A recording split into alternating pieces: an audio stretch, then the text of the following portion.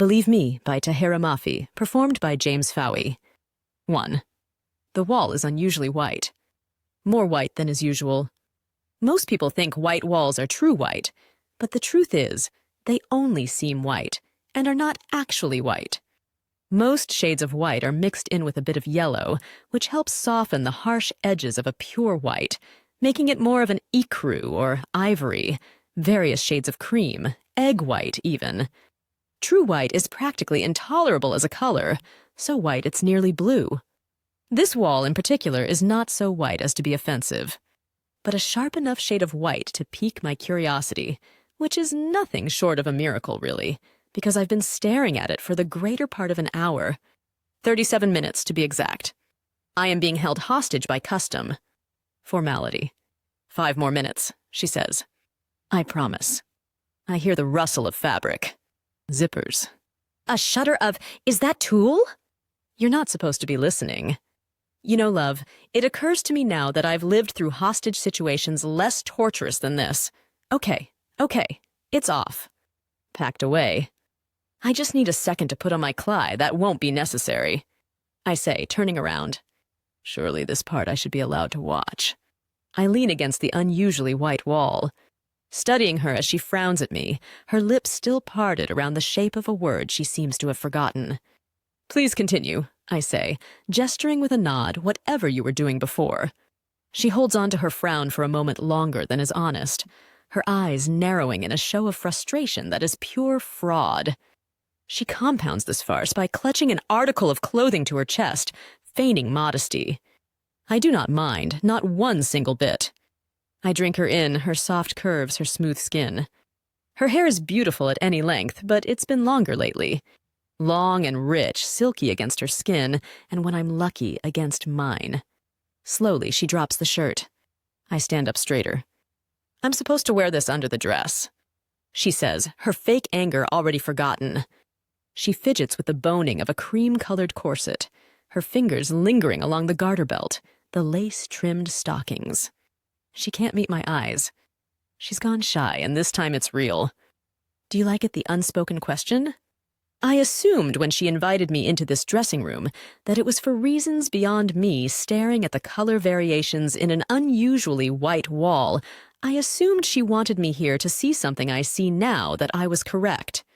You are so beautiful, I say, unable to shed the awe in my voice. I hear it, the childish wonder in my tone, and it embarrasses me more than it should. I know I shouldn't be ashamed to feel deeply, to be moved. Still, I feel awkward, young. Quietly, she says, I feel like I just spoiled the surprise. You're not supposed to see any of this until the wedding night. My heart actually stops for a moment. The wedding night. She closes the distance between us and twines her arms around me, freeing me from my momentary paralysis. My heart beats faster with her here so close. And though I don't know how she knew that I suddenly required the reassurance of her touch, I'm grateful. I exhale, pulling her fully against me, our bodies relaxing. Remembering each other, I press my face into her hair, breathe in the sweet scent of her shampoo, her skin. It's only been 2 weeks, 2 weeks since the end of an old world, the beginning of a new one. She still feels like a dream to me. Is this really happening? I whisper. Startles my spine straight. Ella frowns at the sound. Yes? So sorry to bother you right now, miss, but there's a gentleman here wishing to speak with Mr. Warner. Ella and I lock eyes. Okay, she says quickly. Don't be mad. Why would I be mad? Ella pulls away to better look me in the eye. Her own eyes are bright, beautiful, full of concern. It's Kenji. I force down a spike of anger so violent I think I give myself a stroke. What is he doing here? I manage to get out. How did he know how to find us? She bites her lip. We took Amir and Olivier with us. I see. We took extra guards along, which means our outing was posted to the public security bulletin. Of course. Ella nods. He found me just before we left. He was worried. He wanted to know why we were heading back into the old regulated lands. I try to say something then, to marvel aloud at Kenji's inability to make a simple deduction, despite the abundance of contextual clues right before his eyes. But she holds up a finger. I told him, she says, that we were looking for replacement outfits and reminded him that for now, the supply centers are still the only places to shop for food or clothing or, she waves a hand, frowns, anything at the moment. Anyway, he said he'd try to meet us here. He said he wanted to help. My eyes widen slightly. I feel another stroke incoming. He said he wanted to help. She nods. Astonishing! A muscle ticks in my jaw. And funny, too, because he's already helped so much. Just last night, he helped us both a great deal by destroying my suit and your dress, forcing us to now purchase clothing from I look around, gesture at nothing. A store on the very day we're supposed to get married. Aaron, she whispers. She steps closer again, places a hand on my chest. He feels terrible about it. And you? I say, studying her face, her feelings. Don't you feel terrible about it? Aaliyah and Winston worked so hard to make you something beautiful, something designed precisely for you. I don't mind. She shrugs. It's just a dress. But it was your wedding dress. I say, my voice failing me now. She sighs. And in the sound, I hear her heart break, more for me than for herself. She turns around and unzips the massive garment bag, hanging on a hook above her head. You're not supposed to see this, she says, tugging yards of tulle out of the bag. But I think it might mean more to you than it does to me. So she turns back, smiles. I'll let you help me decide what to wear tonight. I nearly groaned aloud at the reminder. A nighttime wedding? Who on earth is married at night? Only the hapless, the unfortunate, though I suppose we now count among their ranks. Rather than reschedule the entire thing, we pushed it a few hours so that we'd have time to purchase new clothes. Well, I have clothes. My clothes don't matter as much, but her dress. He destroyed her dress the night before our wedding, like a monster. I'm going to murder him. You can't murder him, she says, still pulling handfuls of fabric out of the bag. I'm certain I said no such thing out loud. No, she says, but you were thinking it, weren't you? Wholeheartedly. You can't murder him, she says simply. Not now, not ever. I sigh. She's still struggling to unearth the gown. Forgive me, love, but if all this I nod at the garment bag, the explosion of tules for a single dress, I'm afraid I already know how I feel about it. She stops tugging, turns around, eyes wide. You don't like it? You haven't even seen it yet. I've seen enough to know that whatever this is, it's not a gown. This is a haphazard layering of polyester. I lean around her, pinching the fabric between my fingers. Do they not carry silk tulle in this store? Perhaps we can speak to the seamstress. They don't have a seamstress here. This is a clothing store, I say. I turn the bodice inside out, frowning at the stitches. Surely there must be a seamstress. Not a very good one, clearly. But these dresses are made in a factory, she says to me. Mostly by machine. I straighten. You know, most people didn't grow up with private tailors at their disposal, she says, a smile playing at her lips. The rest of us had to buy clothes off the rack, pre-made, ill-fitting. Yes, I say stiffly. I feel suddenly stupid. Of course, forgive me. The dress is very nice. Perhaps I should wait for you to try it on. I gave my opinion too hastily. For some reason, my response only makes things worse. She groans, shooting me a single defeated look. Before folding herself into the little dressing room chair, my heart plummets. She drops her face into her hands. It really is a disaster, isn't it? Another swift knock at the door. Sir, the gentleman seems very eager to. He's certainly not a gentleman, I say sharply. Tell him to wait. A moment of hesitation. Then quietly, yes, sir. I don't need to look up to know that she's unhappy with my rudeness. The owners of this particular supply center shut down their entire store for us, and they've been excruciatingly kind. I know I'm being an ass. At present, I can't seem to help it. Aaron, today is your wedding day, I say, unable to meet her eyes. He has ruined your wedding day. Our wedding day. She gets to her feet. I feel her frustration fade.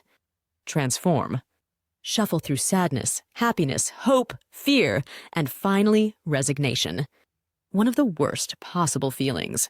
On what should be a joyous day, resignation is worse than frustration. Far worse. My anger calcifies. He hasn't ruined it. She says finally, "We can still make this work." "You're right," I say, pulling her into my arms. "Of course you're right. It doesn't matter, really. None of it does. But it's my wedding day," she says, "and I have nothing to wear." "You're right." I kiss the top of her head. "I'm going to kill him." A sudden pounding at the door. I stiffen, spin around. "Hey guys, more pounding. I know you're super pissed at me, but I have good news. I swear, I'm going to fix this. I'm going to make it up to you." I'm just about to respond when Ella tugs at my hand, silencing my scathing retort with a single motion. She shoots me a look that plainly says, "Give him a chance." I sigh as the anger settles inside my body, my shoulders dropping with the weight of it. Reluctantly, I step aside to allow her to deal with this idiot in the manner she prefers. It is her wedding day, after all. Ella steps closer to the door, points at it, jabbing her finger at the unusually white paint as she speaks. "This better be good, Kenji, or Warner is going to kill you and I'm going to help him." "Do it." And then, just like that, I'm smiling again, too. We're driven back to the sanctuary, the same way we're driven everywhere these days, in a black, all-terrain, bulletproof SUV.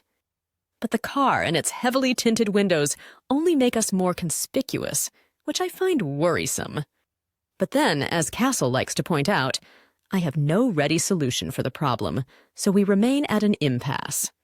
I try to hide my reaction as we drive up through the wooded area just outside the sanctuary, but I can't help my grimace, or the way my body locks down preparing for a fight. After the fall of the Reestablishment, most rebel groups emerged from hiding to rejoin the world, but not us. Just last week, we cleared this dirt path for the SUV, enabling it to now get as close as possible to the unmarked entrance, but I'm not sure it's doing much to help. A mob of people is already crowded in so tightly around us that we're moving no more than an inch at a time. Most of them are well-meaning, but they scream and pound at the car with the enthusiasm of a belligerent crowd. And every time we endure this circus, I have to physically force myself to remain calm, to sit quietly in my seat, and ignore the urge to remove the gun from its holster beneath my jacket. Difficult.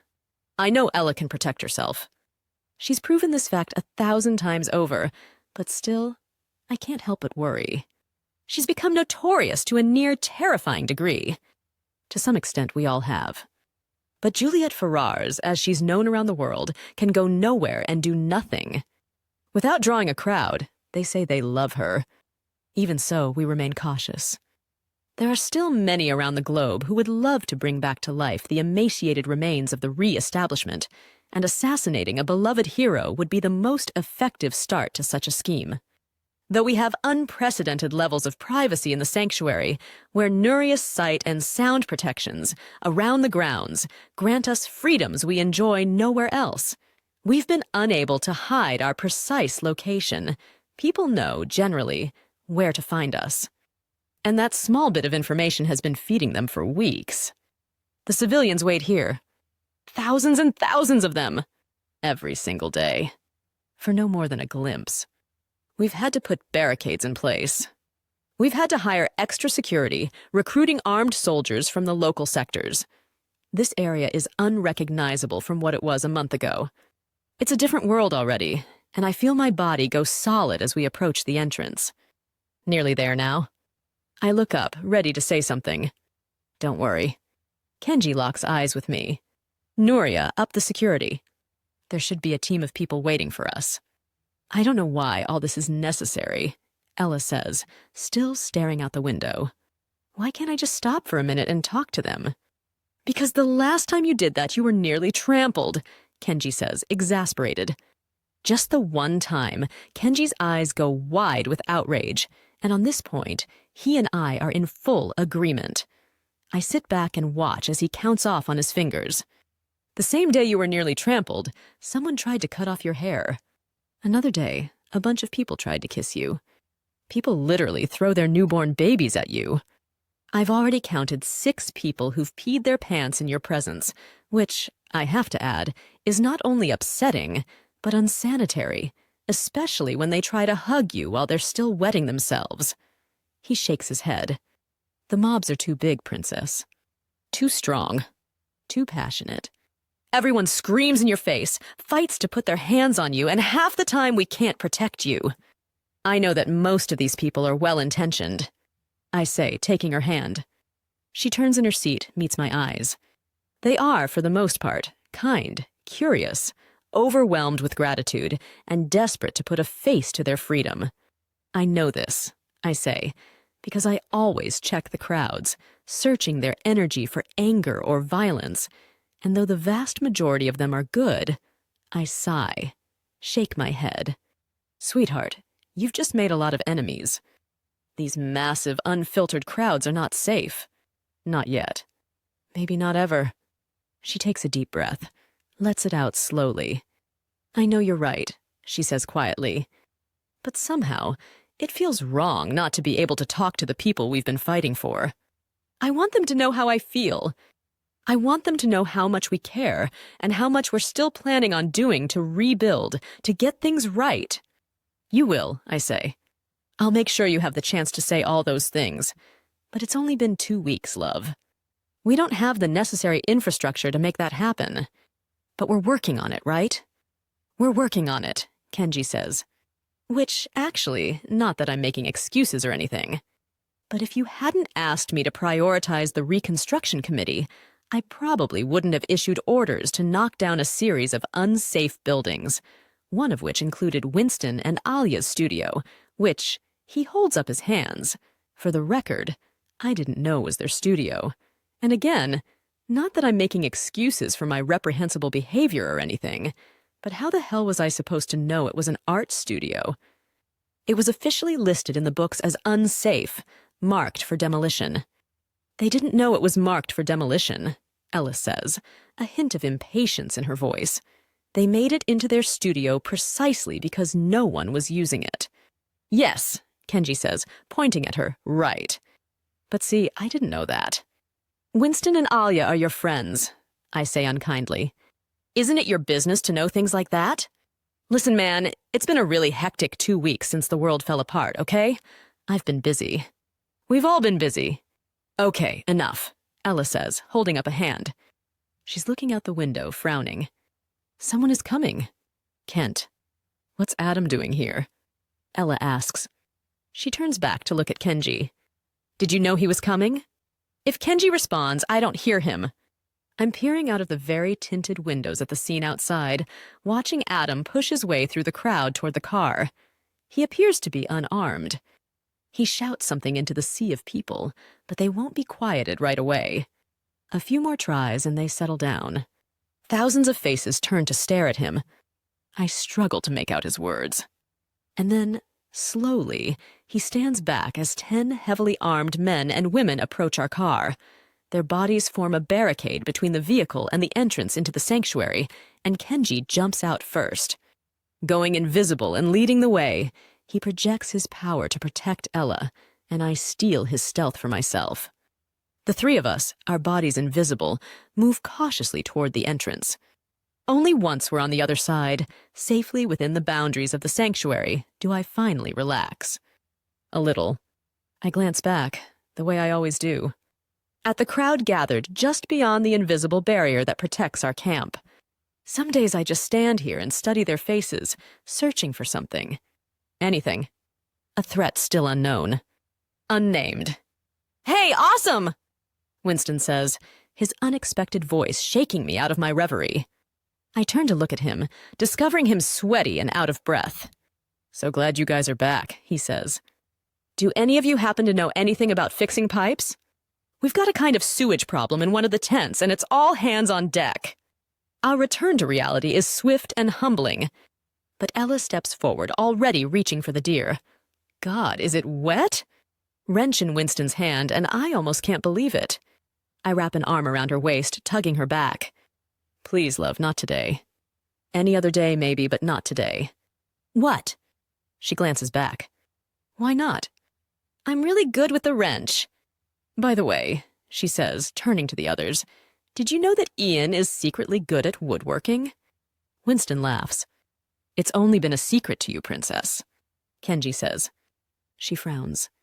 Well, we were fixing one of the more savable buildings the other day, and he taught me how to use everything in his toolbox. I helped him build a wall, she says, beaming. That's a strange justification for spending the hours before your wedding digging feces out of a toilet. Kent again. He's laughing. My brother's so strange. He saunters up to us. A happier, healthier version of him than I've ever seen before. He took a week to recover after we got him back here, but when he regained consciousness and we told him what happened and assured him that James was safe, he fainted and didn't wake up for another 2 days. He's become an entirely different person in the days since, practically jubilant. Happy for everyone. A darkness still clings to all of us, will probably cling to all of us forever. But Adam seems undeniably changed. Just a heads up, he says, that we're doing a new thing now. Nuria wants me to go out there and do a general deactivation before anyone enters or exits the grounds, just as a precaution. He looks at Ella. Juliette, is that okay with you? Juliette. So many things changed when we came home, and this was one of them. She took back her name, reclaimed it. She said that by erasing Juliette from her life, she feared she was giving the ghost of my father too much power over her. She realized she didn't want to forget her years as Juliette, or to diminish the young woman she was, fighting against all odds to survive. Juliette Ferrars is who she was when she was made known to the world, and she wants it to remain that way. I'm the only one allowed to call her Ella now. It's just for us. A tether to our shared history. A nod to our past. To the love I've always felt for her. No matter her name, I watch her as she laughs with her friends, as she pulls a hammer free from Winston's tool belt and pretends to hit Kenji with it, no doubt for something he deserves. Lily and Nazira come out of nowhere, Lily carrying a small bundle of a dog she and Ian saved from an abandoned building nearby. Ella drops the hammer with a sudden cry, and Adam jumps back in. Alarm. She takes the filthy beast into her arms, smothering it with kisses, even as it barks at her with a wild ferocity. And then she turns to look at me, the animal still yipping in her ear. And I realize there are tears in her eyes. She is crying over a dog. Juliette Ferrars, one of the most feared, most lauded heroes of our known world, is crying over a dog. Perhaps no one else would understand, but I know that this is the first time she's ever held one. Without hesitation, without fear, without danger of causing an innocent creature any harm. For him, for her, this is true joy. To the world, she is formidable. To me, she is the world. So when she dumps the creature into my reluctant arms, I hold it steady, uncomplaining when the beast licks my face with the same tongue it used no doubt to clean its hindquarters. I remain steady, betraying nothing even when warm drool drips down my neck. I hold still as its grimy feet dig into my coat, nails catching at the wool. I am so still, in fact, that eventually the creature quiets. Its anxious limbs settling against my chest. It whines as it stares at me, whines until I finally lift a hand, drag it over its head. When I hear her laugh, I am happy. 3. Warner? Mr. Warner? The invocation of my name in stereo nearly startles me. I absorb this surprise with practiced calm, carefully releasing the dog to the ground. I begin to turn in the direction of the familiar voices, but the liberated creature decides to do nothing with its freedom, instead lifting a paw to my trousers as it whines. Yet again, its upturned face imploring me to do something. Feed it? Pet it? It barks then, and I spare it a single sharp look, after which it quiets. Eyes cast down as its mangy body slumps to the ground, head resting on its paws. The dog settles so close to me its little black snout bumps my boot. I sigh. Mr. Warner? Castle again. He and his daughter Nuria are staring at me, the latter breaking eye contact only to shoot her father, a nearly imperceptible look of frustration. I glance between them. Clearly, the two still haven't fully settled the specifics of their roles around here. Yes, I say, even as a feeling of unease blooms in my chest. Castle and Nuria have come to collect me for a private conversation. I can sense this right away. That my mind reaches for anger in response is irrational. I understand this, even as it happens. For they cannot know the fear I experience when I leave Ella behind. I have a sudden need to search for her eyes then, to reach for her hand, and I crush the impulse even as my heart rate climbs, a symptom of the new panic lately born in my body. These reactions began shortly after we returned to the sanctuary, when, to the soundtrack of horrified screams, Ella's limp figure was carted off the plane and planted in the medical tent, where she lived and slept for 10 of the 14 days we've been back. It has been, in a word, difficult. And now, whenever I can't see her, my brain tries to convince me she's dead. Castle says, "Could we steal you for a brief window?" Something urgent has come up, and Nuria presses pause on the statement with a gentle touch to her father's forearm. Her smile is forced. "I'll need only a few minutes of your time," she says, glancing briefly at someone, Ella probably, before meeting my eyes again. I promise it won't take long. I want to say no.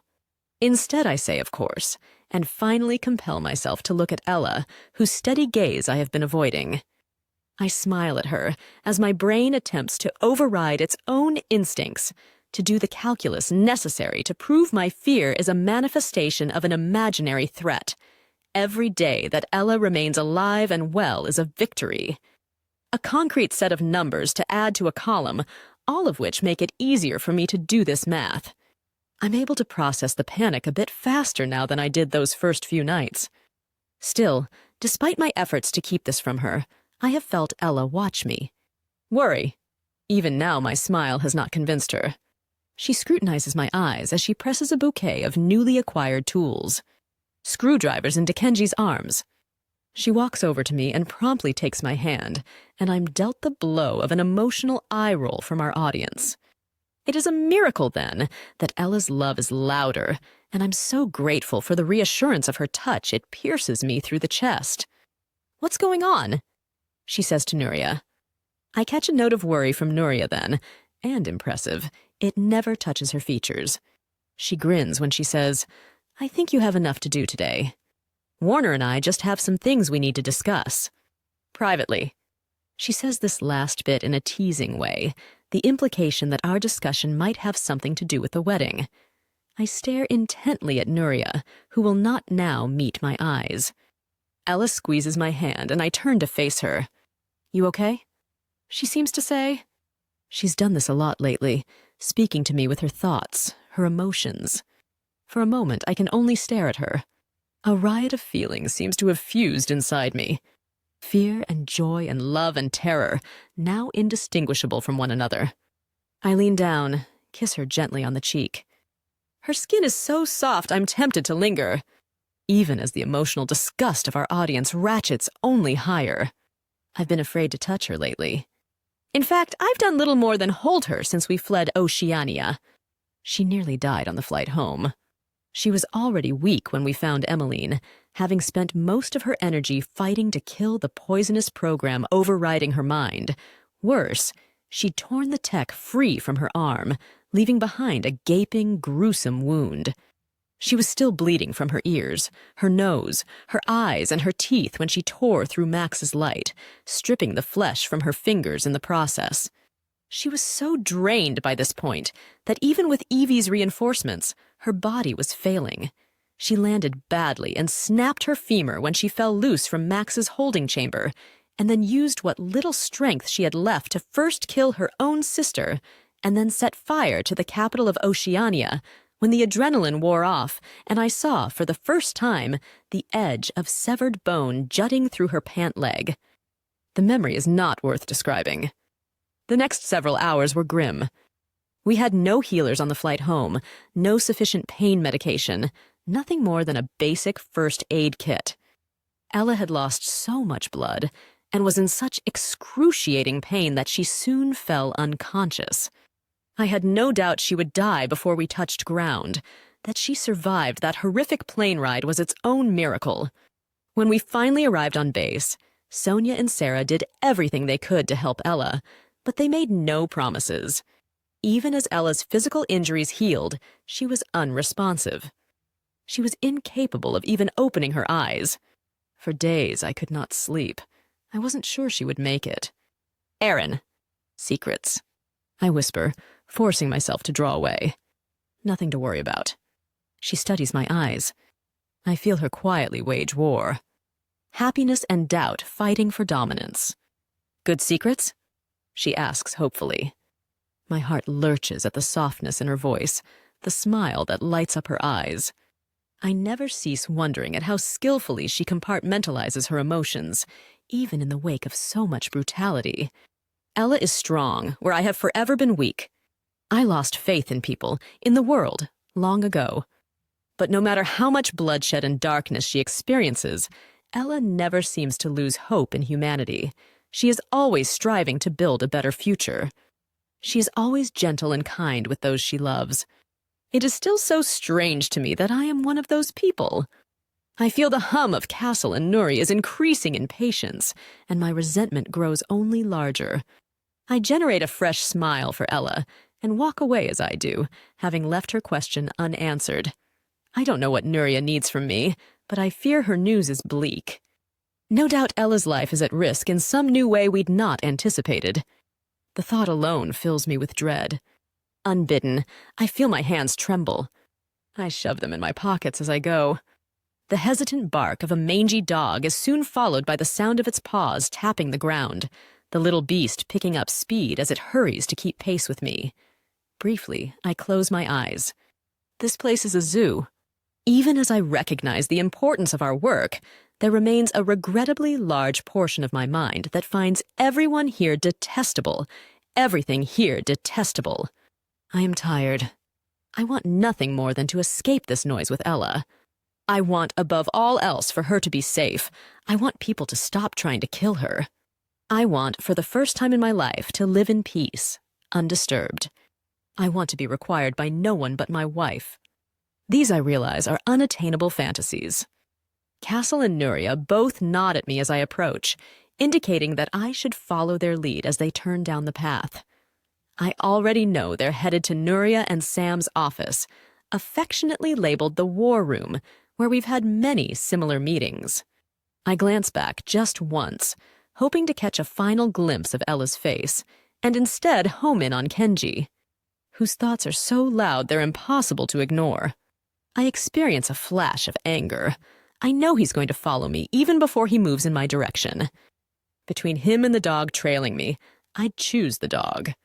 Still, both creatures are on my heels now, and I hear Adam laugh as he says something unintelligible to Winston, the two of them no doubt enjoying the spectacle that is my life. "What?" I say sharply. The approaching shadow soon evolves into flesh beside me, Kenji matching my strides down the overgrown path, our boots crushing aggressive weeds underfoot. Figures dot the periphery of my vision, their feelings assaulting me as I go. Some of them still think I'm some kind of hero and are consumed as a result by an idiotic devotion to a warped perception of my identity, my face, my body. I find these interactions suffocating. Just now, Kenji's anger toward me is so audible, I feel it giving me a headache. Still, better anger, I think, than grief. The collective grief of a crowd is nearly unbearable. "You know, I really thought you'd be less of an asshole once we got Jay home," he says flatly. "I see nothing has changed. I see all the efforts I made to defend your shitty behavior were for nothing." The dog barks. I hear it panting. It barks again. "So you're just going to ignore me?" Kenji exhales, irritated. "Why? Why are you like this? Why are you always such a dick? Sometimes I'm so desperate for quiet. I think I might commit murder for a moment of silence. Instead, I shut down incrementally, tuning out as many voices as I'm able. It wasn't so bad before I was forced to join this peace cult. In my previous life at Sector 45, I was left alone. At Omega Point, I spent most of my time in solitary confinement when we later took over 45. I retained the privacy of my rooms. Here, I am losing my mind. I am bombarded en masse by the emotional downloads of others. There is no reprieve from the pandemonium. Ella likes spending time with these people, and these people do everything in crowds. Meals are taken in a massive dining tent.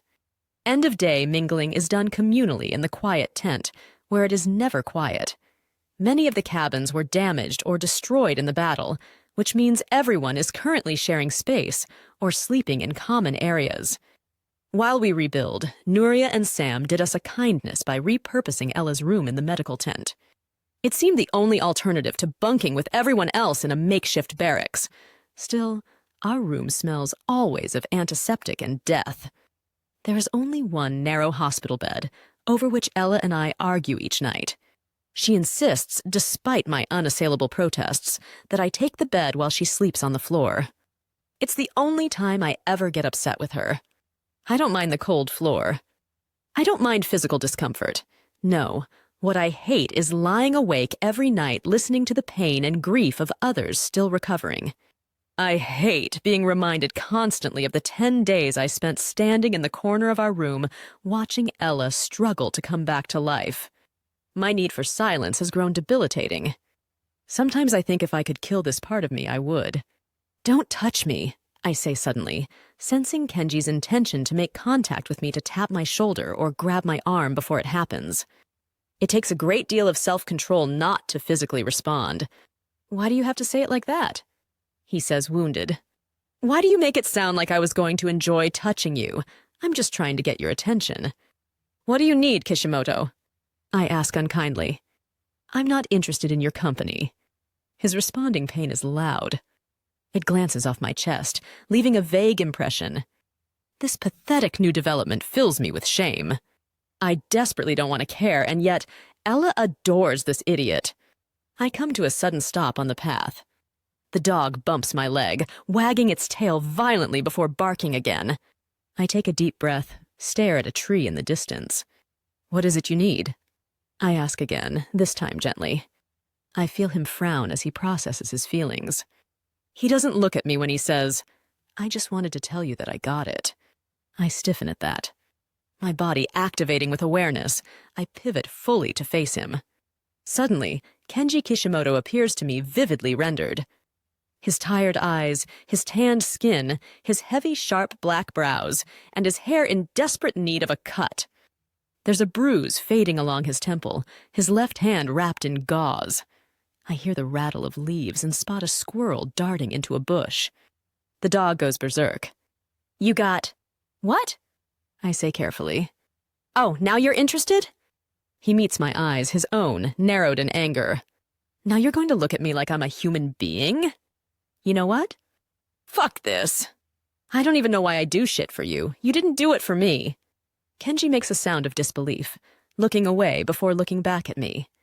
"Yeah, well, she deserves to have a nice ring, doesn't she? You miserable piece of shit. Who proposes to a girl without a ring? I might remind you that you are in no position to exercise moral superiority." I say, my voice growing lethal even as I will myself to remain calm, having destroyed her wedding dress. "That was an accident," he cries. "Yours was an oversight. Your very existence is an oversight." "Oh, wow," he throws up his hands. "Haha, very mature comeback. Do you have it or not?" "Yeah, I do." He shoves his hands in his pockets. "But now I'm thinking I should just give it to her myself. After all, I was the one who did all of this for you. I was the one who asked Winston to sketch your design. I was the one who found someone to make the goddamn thing. I was not going to leave the grounds while she was lying in a hospital bed," I say, so close to shouting that Kenji visibly startles. He steps back, studies me a moment. I neutralize my expression, but too late. Kenji loses his anger as he stands there, softening as he stares at me. I experience nothing but rage in response. He never seems to understand. It's his constant pity, his sympathy, not his stupidity, that makes me want to kill him. I take a step forward, lower my voice. "If you are idiotic enough to think I will allow you to be the one to give her this wedding ring, you have clearly underestimated me. I might not be able to kill you, Kishimoto, but I will devote my life to making yours a palpable, never-ending hellscape." He cracks a smile. I'm not going to give her the ring, man. I wouldn't do that. I was just messing with you. I stare at him. I can hardly speak for wanting to throttle him. You were just messing with me? That was your idea of a joke? Yeah, okay, listen, you are way too intense, he says, making a face. Juliette would have thought that was funny. You clearly don't know her very well if you think so. Whatever. Kenji crosses his arms. I've known her longer than you have, asshole. At this, I experience an anger so acute I think I might actually kill him. Kenji must see this because he backpedals. Nope, you're right, he says, pointing at me. My bad, bro. I forgot about all the memory wiping stuff. I didn't mean that. I only meant, like, I know her too, you know? I'm going to give you 5 seconds to get to your point. See? Who says stuff like that? Genji's brows furrow. His anger is back. What does that even mean? What are you going to do to me in 5 seconds? What if I don't even have a point? No, you know what? I do have a point. My point is that I'm sick of this. I'm sick of your attitude. I'm sick of making excuses for your crappy behavior. I really thought you'd try to be cool for Jay's sake, especially now after everything she's been through. I know what she's been through, I say darkly. Really? Kenji says, feigning surprise. So then, maybe you already know this too. He makes a dramatic gesture with his hands. Newsflash! She's like a genuinely nice person. She actually gives a shit about other people. She doesn't threaten to murder people all the time. And she likes my jokes. She's very charitable, I know. Kenji exhales angrily and looks around, searching the sky for inspiration. You know, I've tried, I really have, but I just don't know what she sees in you. She's like sunshine, and you're a dark, violent rain cloud. Sun and rain, don't. Kenji cuts himself off, blinking. I walk away before the realization hits him. Nothing is worth listening to him finish that sentence. Oh my God, he says, his voice carrying, oh my God, I pick up speed. Hey, don't walk away from me when I'm about to say something awesome. Don't you dare say it. I'm going to say it, man. I have to say it, Kenji says, jumping ahead of me on the path. He's walking backward now, grinning like an idiot. I was wrong, he says, making a crude heart shape with his hands. Sun and rain make a rainbow. I come to a sudden halt. For a moment, I close my eyes. I want to throw up now, Kenji says, still smiling. Really actual vomit. You disgust me. I'm able to manufacture only mild anger in response to this slew of insults, as the feeling dissipates in the face of irrefutable evidence. Kenji's words belie his emotions. He's genuinely happy for us. I can feel it. He's happy for Ella in particular. I experience a pang at that. At the love and devotion she's inspired in others. It's a rare thing to find even a single person who desires your unqualified joy. She has found many. She's built her own family. I exist on the outskirts of this phenomenon, hyper-aware that I eclipse her light with my darkness, worried always that she will find me wanting. These relationships mean a great deal to her. I have long known this, and I have tried for her sake to be more social and to be nicer to her friends. I don't protest when she asks to gather with the others. I no longer suggest that we take our meals alone together. I follow her around, sitting quietly beside her, as she talks and laughs with people whose names I struggle to remember. I watch her bloom in the company of those she cares about, all while I try to drown out their voices to kill the noise in my head. I worry constantly that despite my efforts, I will not be able to be what she wants. It's true, I am insufferable. I wonder whether it is only a matter of time before Ella discovers this fact for herself. Subdued, the fight leaves my body. Either give me the ring or leave me alone. I say, hearing the exhaustion in my voice. Nuria and Castle are waiting for me.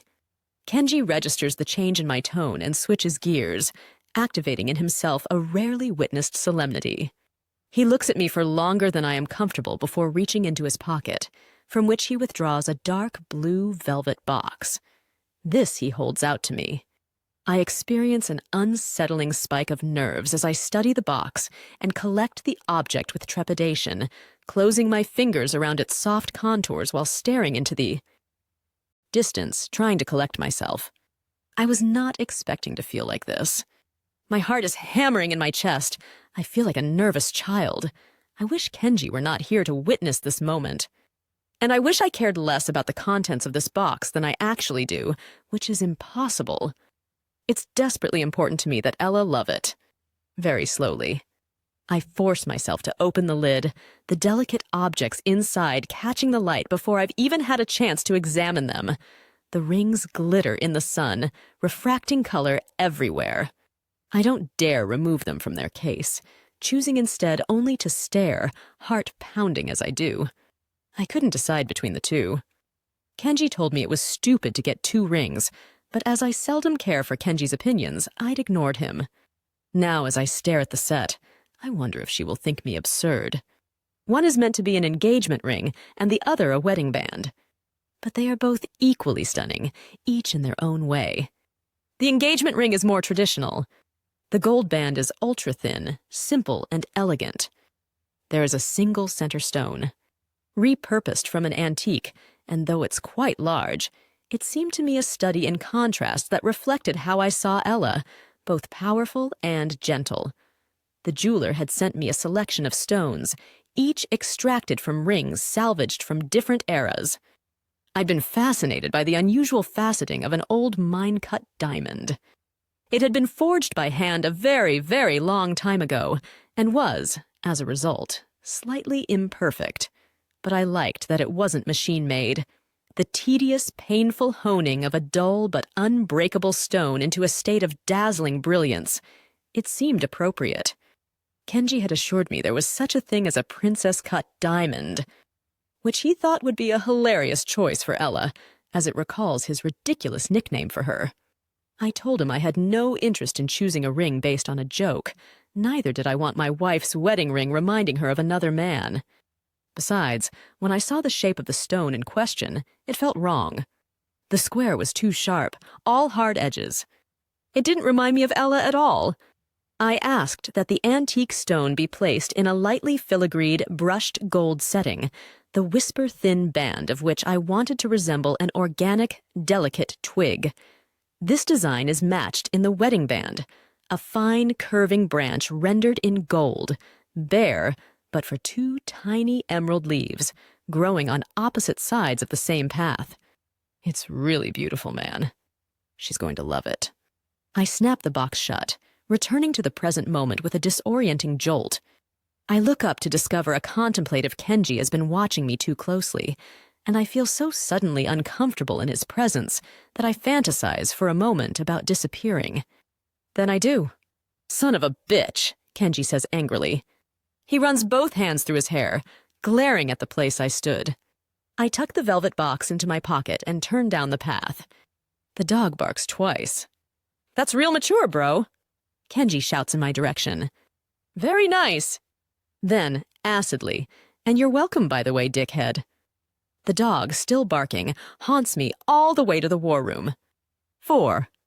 The unvarnished wooden table has been worn smooth over the years, its raw edges buffed into submission by the calloused hands of rebels and revolutionaries. I run my fingers along the natural grooves, the faded age lines of a long dead tree, the soft tick of a hanging clock. Signals what I already know to be true, that I have been here too long, and that every passing second costs me more of my sanity. "Warner, absolutely not," I say quietly. "We've hardly even discussed it." "Don't dismiss the idea outright," Nuria says, her flat tone doing little to hide her true frustration, simmering too close to the surface. But then, Nuria is seldom able to hide how much she dislikes me. I shove away from the table, my chair scraping against wood. It should probably concern me how easily my mind turns to murder for a solution to my problems, but I cannot now dissect these thoughts. They separated me from Ella for this. "You already know my position on the matter," I say, staring at the exit, and it's not changing. "I understand that." "I know you're worried about her safety. We're all worried about her safety, but we need help around here. We have to be able to bend the rules a little." I meet Nuria's eyes then, my own bright with anger. The room shifts out of focus around her, and still I see it. Dark walls, old maps, a feeble bookshelf stocked with a collection of chipped coffee mugs. The air smells stale. It's depressing in here. Shafts of sunlight slicing us all in half. Things have been far from easy since we took power. Those who lived well under the reign of the Reestablishment continue to cause us trouble. Disobeying missives, refusing to leave their posts. Continuing to rule their fiefdoms as if the Reestablishment were still at large. We don't have enough resources quite yet to track all of them down, most of whom know they will be promptly arrested and prosecuted for their crimes. And while some are bold enough to remain at their posts, others have been smart enough to go into hiding, from where they've been hiring mercenaries to carry out all manner of espionage. Assassinations. These ex-officials are convening, recruiting ex-Supreme soldiers to their side, and attempting to infiltrate our ranks in order to break us from within.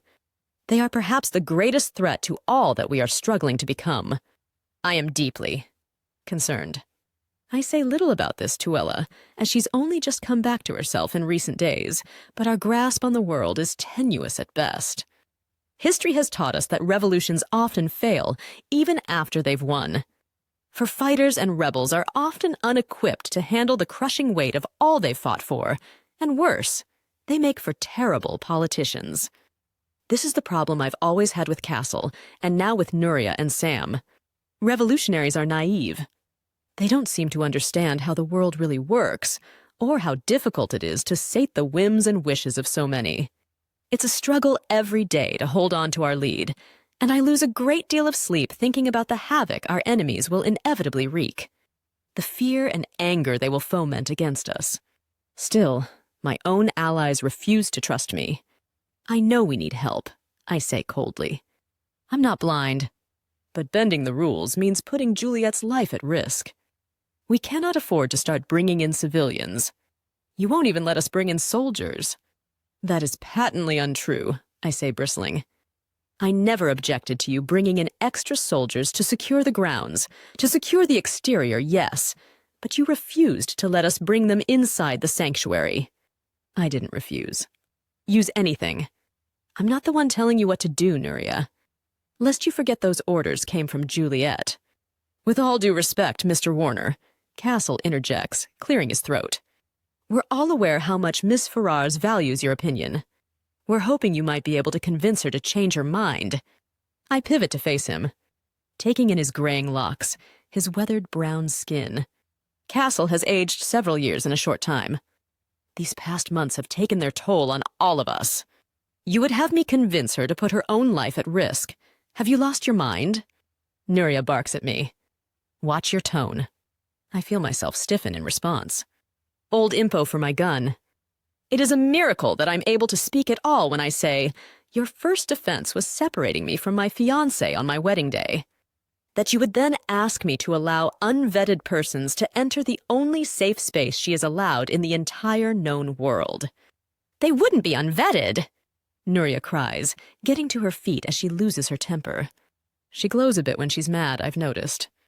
The preternatural light making her dark skin luminous.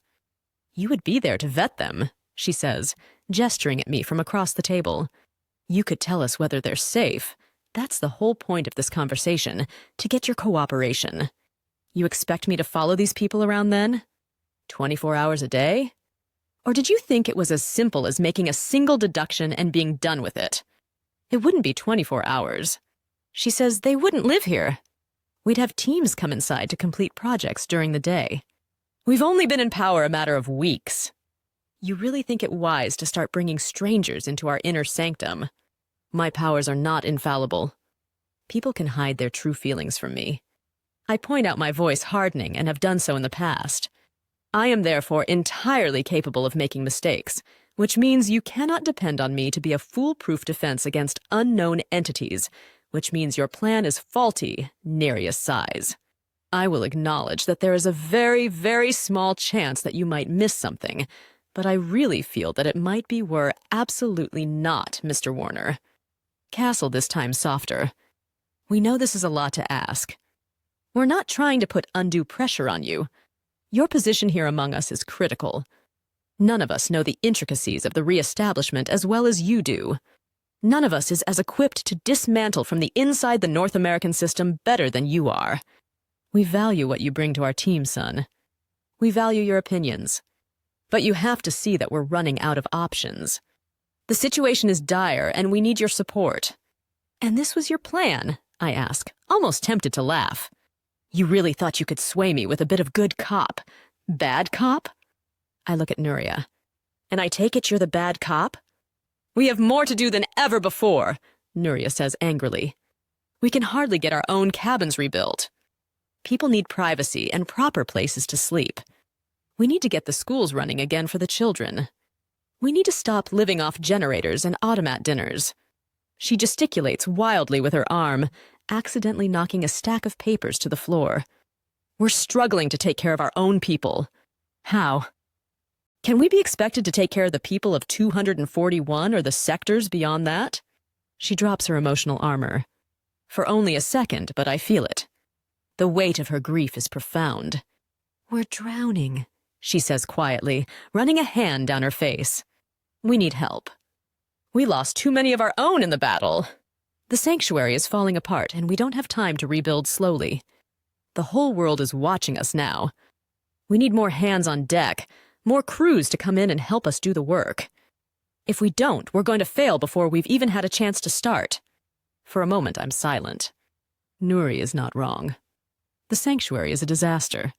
So too is the planet. I've already sent Hader and Stefan and Lena and the twins back to their respective continents.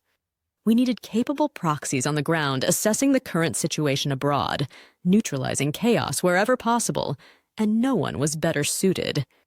Nazira is the only one who stayed behind, claiming that Hader would be fine on his own, that she wanted to stick around for my wedding. I might have been flattered by this nonsense if I didn't know she was lying. She wanted to stay here to be with Kenji. Still, I've been grateful for her presence. Nazira is smart and resourceful and has been an immense help these last couple of weeks. The sanctuary had enough to do, and it was trying only to keep its own people alive.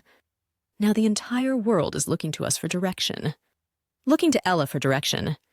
What they don't know, of course, is that she's been conscious for only 4 days.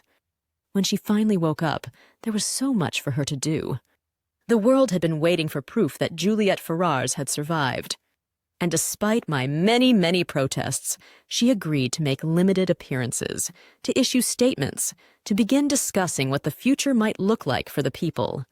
She insisted that we get started right away, that we put together a committee responsible for designing the world's largest public works project, rebuilding towns, schools, hospitals, investing in infrastructure, creating jobs, remapping cities on a global scale. Even so, there's hardly been time to think about these things. I spent most of the last 2 weeks doing what I could to keep Ella alive while trying to put out as many fires as possible. In a moment of honesty, I might even be willing to admit that Kenji's mistake, knocking down the wrong building, it was almost inevitable. There is an infinite number of things to do, and never enough people to do it or to oversee the details. Which means we're often making mistakes. On a micro level, we're also required to pitch in, rebuild our cabins, cut the grass, cook the food, wash the dishes. Ella dragged me into the kitchen as soon as she was able, slapping a pair of questionable rubber gloves against my chest before tugging on a grimy pair of her own. All the while grinning at the gluey bottom of an oatmeal-encrusted cauldron like it was a gift. If Ella were a house, she would be a grand home, one with many rooms and doors, all of which were easily unlocked, flung open. If I were a house, I would be haunted. And I would remind you, Nuria says, her brittle voice returning me to the present, that you are not the only person on earth ever to have been married. I'm sorry you can't bear to be separated from your fiancé long enough to have a single vital discussion about our failing world. But the rest of us must continue to move, Warner, even if it means deprioritizing your personal happiness. Her words strike a raw nerve. Too true, I say quietly. There are few indeed who've ever prioritized my personal happiness. I wouldn't expect you to be the exception. I regret the words the moment they've left my mouth. I steel myself as Nuria reels, processing my uncomfortable moment of honesty. She looks away, guilt flickering, fighting with irritation. Her anger ultimately wins the battle, but when she meets my eyes again, there's a note of regret there in her gaze, and I realize only then that I have been tricked. There is more. I take an imperceptible breath. The true purpose of this meeting is only now about to be revealed to me. While we're on the subject, Nuria says, sparing her father an anxious glance, I'm really sorry, Warner, but we're going to have to postpone the wedding. I stare at her. My body goes slowly, solid, a dull panic working its way through my nervous system. I feel multiple things at once: anger, grief, confusion. A strange sort of resignation rises up above them all, crowning a familiar pain, a familiar fear. The joy, like dew, evaporates from my life the moment I begin to trust the sun. This is it then, par for the course. Postpone the wedding, I say, hollow. Today is just turning out to be a bad day for everyone, she says, rushing to get the words out. There's too much going on. There's a major sewage problem we need to get under control, which is using up most of our manpower at the moment, and everyone else is knee-deep in other projects. We don't have enough hands to set up or break things down, and we tried. We really tried to make it work, but we just can't spare the generator tonight. Our electricity has been touch and go, and the temperatures are supposed to be brutal tonight. We can't let the kids freeze in their beds. I don't understand. I spoke with Brendan. He offered Brendan is drained. We've been relying on him too much lately. Winston has already threatened to kill me if we don't let him sleep tonight. I see. I stare at the table, then my hands. I have turned to stone, even as my heart races in my chest. We'd need the generator for only an hour. Hour? Nuria laughs, but she seems unnerved. Have you ever been to a wedding? Outside? At night? You'd need lights and heat and music. Not to mention all that we'd have to do to get the kitchen going that late and distributing food. We never got around to making a cake. I don't need a wedding, I say, cutting her off. I sound strange even to myself. Nervous. I just need an efficient. It doesn't have to be a big deal. I think it might be a big deal to Juliette. I look up at that. I have no worthy response. I can't speak for Ella. I'd never deny her a real wedding if that's what she wants. The whole thing feels suddenly doomed. The day after I proposed to Ella, she was attacked by her sister, after which she fell into a coma and came home to me nearly dead. We were supposed to have been married this morning, except that her dress was destroyed and now postponed until when? I'm not sure if I'm being honest. Nuria's nerves and apprehension are growing louder now. I try to meet her eyes, but she keeps glancing at Castle, who only shakes his head. I was hoping maybe we could look at the calendar, she says to me. Think about planning something when things are less crazy around here. You can't be serious. Of course I'm serious. You know as well as I do, I say angrily, that there is no guarantee things will ever calm down around here, or that we'll ever be able to get this situation under control. Well, right now is a bad time, okay? She crosses her arms. It's just a bad time. I look away. My heart seems to be racing in my head now, pounding against my skull. I feel myself dissociating, detaching from the moment, and struggle to remain present. Is this some kind of perverse revenge? I ask. Are you trying to prevent my wedding because I won't let you bring in civilians? Because I refuse to put Juliette's life in jeopardy? Nuria is quiet for so long I'm forced to look up, to return my mind to itself. She's staring at me with the strangest look in her eyes, something like guilt or regret, washing her out completely. Warner, she says quietly, it was Juliette's idea. 5.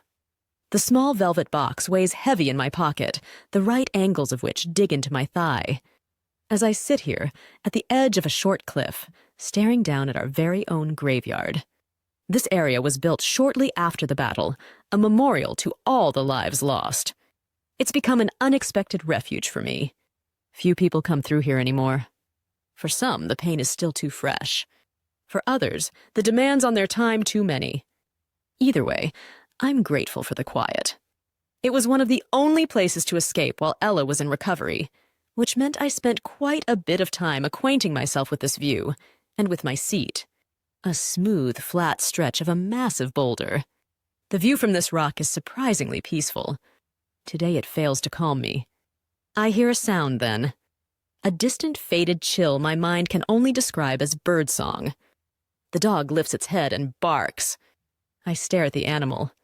The dirty little creature waited for me outside the war room only to follow me here. I've done nothing to inspire its loyalty.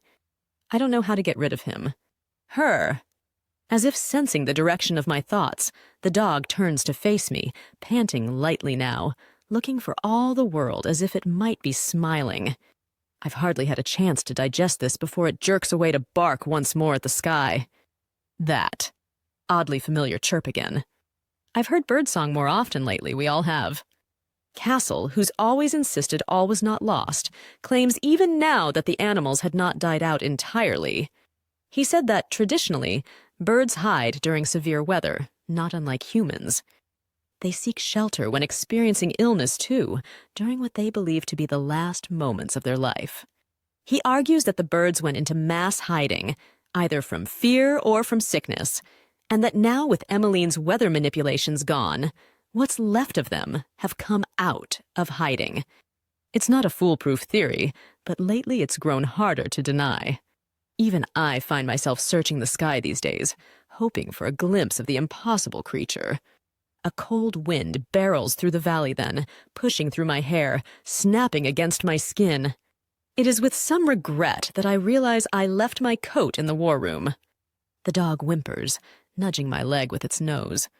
Reluctantly, I rest my hand on what is, no doubt, its flea-infested head. And the dog quiets. Its thin body curls into a tight ball at my feet, tail tapping the ground. I sigh. The day had dawned bright this morning. The sun unencumbered in the sky, but each passing hour has brought with it heavier clouds and an inescapable chill. Nuria was right. This night will be brutal. Anxious as I always am to be apart from Ella. My impulses were blunted after meeting with Castle and Nuria, confused. I wanted nothing more than to seek out Ella. I wanted nothing more than to be alone. I ended up here in the end, my feet carrying me when my head made no decision, staring into a valley of death. Circling the drain of my mind, this morning had been agitating but rewarding, full of irritation but hope, too. I hadn't resented the ticking clock against which I'd been marking time. In the end, the afternoon has proven empty. My evening cleared. Save the myriad domestic and international disasters that remain unresolved, I've no reason to hurry anymore. I'd thought I was getting married tonight. As it turns out, I'm not. I tug free the velvet box from my pocket, clutching it in my fist a moment before taking a sharp breath, then carefully opening the lid. I stare at the glittering contents, not unlike a child witnessing fire for the first time. Naive. It's strange. Of all the reprehensible things I've known myself to be, I'd never thought I was stupid. I snap the lid closed, tuck the box back into my pocket. Nuria didn't lie when she said my wedding wouldn't happen tonight. She didn't lie when she told me it was Ella's idea to postpone. What I don't understand is why Ella never mentioned this to me, or why she said nothing this morning at the dress shop. Perhaps most confusing of all, I felt no hesitation from her on the matter. Surely if she didn't want to marry me, I'd have known. I clench my jaw against the cold. Somehow, despite the howling wind, the dog appears to have fallen asleep, its body vibrating like a small motor at my feet. I take a moment to study its patchy brown fur, noticing for the first time that there's a piece missing from one of its ears. I exhale slowly and rest my elbows on my knees, drop my head into my hands. The small box digs deeper into my flesh. I'm trying to convince myself to get going, to return to work. When I feel Ella approach, I stiffen, then straighten. My pulse picks up. I sense her long before I see her. And when she finally comes into view, my heart reacts, contracting in my chest, even as my body remains motionless. She lifts a hand when she sees me. The single moment of distraction costing her a fight with a bramble. This area, like so many others, is carpeted in half-dead brush, ripe for a wildfire. Ella struggles to disentangle herself, yanking hard to free her shirt, and promptly frowns when she's released. She studies what appears to be the torn edge of her sweater before looking up at me. She shrugs. I didn't really care about this sweater anyway, she seems to say, and I can't help but smile. Ella laughs. She is windswept. The gusts are growing more aggressive, whipping her hair so that it wraps around her face as she heads in my direction. I can hardly see her eyes. Only glimpses of her lips and cheeks pink with exertion. She swipes at her dark hair with one hand, pushing at overgrown weeds with the other. She is gently rendered in this light. Soft in a nondescript sweater the color of moss. Dark jeans. Tennis shoes.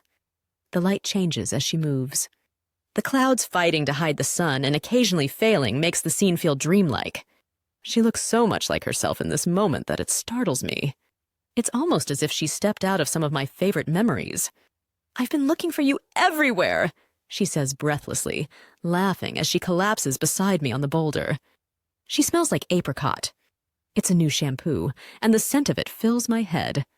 She pokes me in the stomach. Where have you been? Here. Very funny, she says. But her smile fades as she studies my face. I find it difficult to meet her gaze. Hey, she says softly. Hi, I say. What's wrong? I shake my head slowly. Nothing. Liar! She whispers. I close my eyes. I feel myself change when she's near me. The effect is powerful. My body unclenches, my limbs grow heavy. All the tension I carry seems to melt away, taking with it my resolve. I become almost lethargic with relief. I take a shallow breath. Hey, she says again, touching her cool fingers to my face, grazing my cheek. Who do I have to kill? I pull away, smiling faintly at the ground when I say, Did you tell Nuria you wanted to postpone our wedding? Ella's horror is immediate. She sits back and stares at me, fear and shock and anger coalescing into a single, indistinguishable mass of feeling. I avert my eyes as she processes my question. But her reaction does quite a bit to ameliorate my headspace. Just until she says, Yes, I go unnaturally still. But Nuria wasn't supposed to tell you that. I look up at her then. Ella is trying to hide her panic from me. She looks away, looks into her hands. I don't understand what's happening, and I say this out loud. Ella can't stop shaking her head. She clasps her hands tight. Nuria wasn't supposed to tell you that. She wasn't, but it's true. Ella meets my eyes. It's technically true, yes, but she shouldn't have. She shouldn't have been the one to say that to you. Nuria and I discussed this a couple of days ago. I'd said that if we couldn't pull things together in time, that maybe we could wait. Oh, I squint up into the sky, searching for the sun. I was going to tell you myself, she says more quietly now. I was just waiting to know more about how today might turn out. There were some unexpected setbacks this morning, which cost us a lot of time, but I was still hoping we'd be able to figure everything out. Everyone has been working really hard. Kenji told me there was a chance we could still pull it all together today, but if Nuria, I see. I push a hand through my hair, drag it down my neck. So you discussed this with everyone but me. Aaron, I'm so sorry. This sounds horrible. I hear it. I hear myself saying it, and I hear how horrible it sounds. I take a deep, shaky breath. I don't know what to do with my arms or my legs. They feel prickly suddenly, all pins and needles. I want to tear them off my body. I'm staring at the ground when I say, Have you changed your mind? About marrying me? No, she says. The word and the emotional force behind it so potent I'm compelled to look up. I see the anguish in her eyes, and I feel it too. She seems racked with guilt and resignation, an unusual combination of feelings I can't parse. But her love for me is palpable. She takes my hands, and the feeling magnifies, flooding my body with a relief so acute I want to lie down. Something seems to unclench in my chest. I love you, she whispers. I love you so much. I just want to do this right for both of us. I want you to have a beautiful wedding. I think it matters more to you than you think. It doesn't, I say, shaking my head. I don't care, love. I don't care about any of it. I just want you. I want you to be my family. She doesn't argue with me. Instead, she squeezes my fingers as her emotions spiral, compound. I close my eyes against the force of it. When I finally look up again, her eyes are shining with unshed tears. The sight drives a stake into my heart. No, I whisper, brushing the backs of my fingers along her jaw, the skin there cold and silken. Postpone the wedding for as long as you want. We can get married whenever you want, I don't care.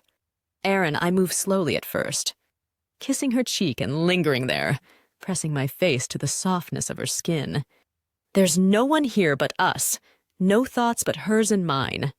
She touches my chest in response, sighing softly as she trails a hand up the back of my neck and my hair. My body responds, before my mind has had a chance to catch up. I take her face in my hands and kiss her like I've wanted to for days, weeks. I nudge her mouth open and taste her, running my hands down her body, now drawing her closer. Her desires consume me as they evolve, leaving me slightly intoxicated. It's always a heady cocktail, experiencing her like this, feeling her emotions in real time. The harder I kiss her, the more she wants, the more desperate her needs become. It's dangerous. It makes it hard to think straight to remember where we are. She makes a sound when I kiss her neck, a soft moan followed by the whisper of my name, and the combination incites a riot in my body. My hands are under her sweater now, grazing the satin of her skin, the clasp of her bra, and she's reaching for me for the button of my pants, and I can hear, but choose to ignore, the distant voice in my head telling me that there has to be a better place for this, somewhere warmer, somewhere softer, somewhere that isn't a graveyard. The dog barks loudly, and Ella breaks away from me with a startled cry. "Oh my God," she says, clutching a hand to her chest. Oh my God, has the dog been here this whole time?" I struggle to catch my breath. My heart is pounding in my chest. "Yes," I say, still staring at her. I pull her back into my arms, claiming her mouth with a single-minded focus that renders the moment surreal, even for me. She's surprised for only a second before she goes soft in my arms, breaking open, kissing me back. I haven't touched her like this in so long. We haven't been together like this in so long. Something registers in the back of my mind. I break away, struggling once more to breathe, hoping the muted warning bell in my head was a mistake. "What's wrong?" Ella says, her hands going to my face. She's still languid with pleasure, her thoughts undiluted by the noise that plagues me always. She kisses my throat, soft and slow, my eyes close. "Nothing," I whisper, wishing more than ever that we had a bedroom. Or even a proper bed. "Nothing, I just thought I heard." "Oh my God, this is where you guys have been hiding?" I go suddenly solid, ice chasing away the heat in my veins so fast I almost shudder. "Crap," Ella whispers. "You two have no shame, huh? You were just going to desecrate a graveyard? Can't even keep your clothes on in this freezing weather?" "Kenji," Ella says quietly. The word is a warning. "What?" He crosses his arms. "I've said it before and I'll say it again. Gross. I think I need to go bleach my eyes." I help Ella to her feet, drawing an arm around her waist. "What do you want?" I say to Kenji, entirely unable to rein in my anger. "Nothing from you, buddy." "Thanks. I'm here because I need Juliette." "Why?" Ella and I ask at the same time. Kenji blows out a breath, looking away once before looking back at Ella. Cryptically, he says, "I just need you to come with me, okay?" Oh, her eyes widen a fraction. "Okay. What's wrong?" I ask. "Do you need help?" Ella shakes her head. I feel her apprehension, but she pastes on a smile. "No, it's nothing. Just boring stuff out on unregulated turf. We actually managed to track down one of the pre-Reestablishment city planners in this area, and he's coming by to discuss our ideas." I say Ella is hiding something. I can feel it, can feel that she's not being entirely truthful. The realization provokes a sinking feeling in my gut that scares me. "You won't miss me, right?" Her smile is strained. "I know you always have a ton of stuff to do." Yes, I look away. There's always a great deal to accomplish. A pause. So I'll see you tonight? Tonight? I glance at Ella, then the sun. There are still hours left before nightfall, which means she intends to be gone for all of them. My mind is overrun with doubt. First our wedding, now this. I don't understand why Ella isn't being honest with me. I want to say something to her, to ask her a direct question. But not here, not in front of Kenji. Ella's emotions take a sudden turn. I look up to find her staring at me now with concern, with a palpable fear for me. Or I can stay here, she says more quietly. I don't have to go anywhere. Yes, Princess, you do. Be quiet, Kenji. We need you out there, he insists, throwing his arms wide. You have to be there. We can't just decide Aaron, Ellis says, placing a hand on my chest. Are you going to be okay? I stiffen, then step back. The question inspires in me a reaction I do not admire. I bristle at the sympathy in her voice, at the thought that she might think me incapable of surviving a few hours on my own. Understanding hits me with the force of a sledgehammer. Ella thinks I am broken. I'll be fine, I say, unable to meet her eyes. I have, as you said, a great deal to do. Oh, she says carefully. Okay. I can still feel her studying me, and though I don't know what she sees in my face, my expression appears to have convinced her that I won't turn to dust in her absence, an approximation of the truth. A tense silence stretches out between us. All right, great, Ella finally says, all false brightness. So I'll see you tonight? Or sooner. I mean, depending on how quickly Kenji makes a sound, something like a choked laugh. Yeah, if I were you, I'd clear my schedule. Love, I say quietly. Are you sure everything is okay? Absolutely, she says, straining to smile wider. She squeezes my hand, kissing me briefly before pulling away. I promise I'll be back as soon as I can. Ella is still lying. It hits me like a blow. Hey, sorry about the wedding, man, Kenji says, making a face.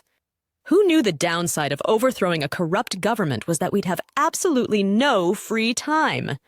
I swallow hard, ignoring the fresh vice around my chest.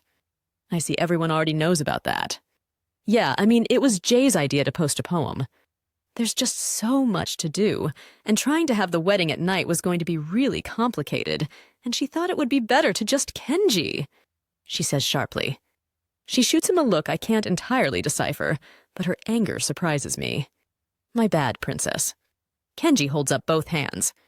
My bad, I didn't realize it was controversial to let the groom know what was happening with his own wedding. But I guess I just don't know how weddings work, do I? He says that last part with an edge, irritation souring his expression. I have no idea what's going on between them. Ella rolls her eyes, more frustrated with Kenji than I've ever seen her. She practically stomps toward him, hugging herself against the cold. I hear her mutter, "You're going to pay for that." Before they're off, the two of them disappearing into the distance without a backward glance. Without me, I stand there for so long after they're gone that the sun finally moves toward the horizon, taking with it any lingering warmth. I shiver slightly as the temperatures plummet, but I can ignore the cold. I cannot, however, seem to ignore the dull ache in my chest. When I woke up this morning, I'd thought this would be the happiest day of my life. Instead, as the day approaches dusk, I feel hollow. The dog barks suddenly, a series of sharp yaps in a row.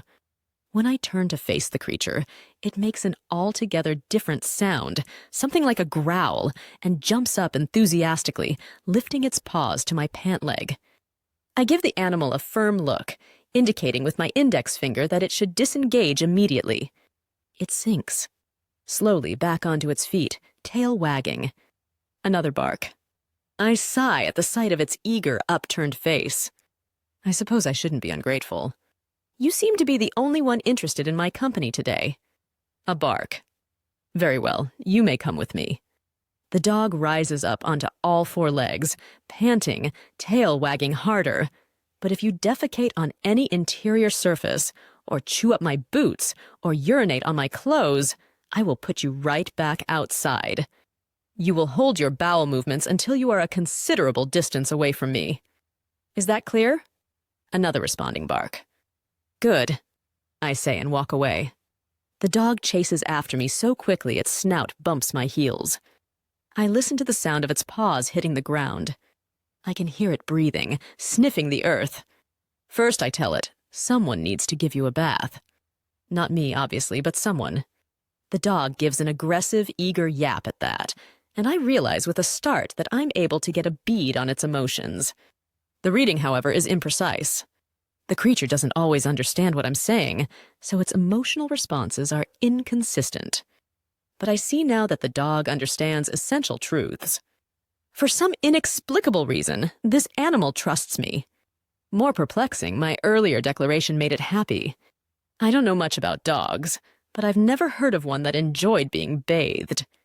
Though it occurs to me then that if the animal understood the word bath, it must once have had an owner. I come to a sudden stop, turning to study the creature. Its matted brown fur, its half-eaten ear. It pauses when I do, lifting a leg to scratch behind its head in an undignified manner. I see now that it's a boy. Otherwise, I have no idea what kind of dog this is. I wouldn't even know how to begin classifying his species. He's obviously some kind of mutt, and he's either young or naturally small. He has no collar. He's clearly underfed. And yet, a single glance at its nether regions confirmed that the animal had been neutered. He must have once had a proper home, a family, though he likely lost his owner some time ago to have been reduced to this half-feral state. I'm compelled to wonder, then, what happened. I meet the dog's deep, dark eyes. We're both quiet, assessing each other. You mean to tell me that you like the idea of taking a bath? Another happy bark. How strange, I say, turning once more down the path. So do I. 6. By the time I step foot in the dining tent, it's already 9 o'clock. Ella has been gone several hours now, and I have succeeded only a little in distracting myself from this fact. I know intellectually that she is not in danger, but then my mind has always been my fiercest adversary. All the day's compounding uncertainties have led to a mounting apprehension in my body, the experience of which recalls the sensation of sandpaper against my skin. The worst uncertainties are the ones I cannot kill or control.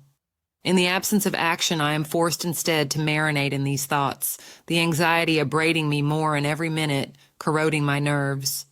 So thorough is this excoriation that my entire body is rendered an open wound in the aftermath, so raw that even a metaphorical breeze feels like an attack. The mental exertion necessary to withstand these simple blows leaves me worse than irritable and quick to anger. More than anything, these exhausting efforts make me want to be alone. I don't know what's happening anymore.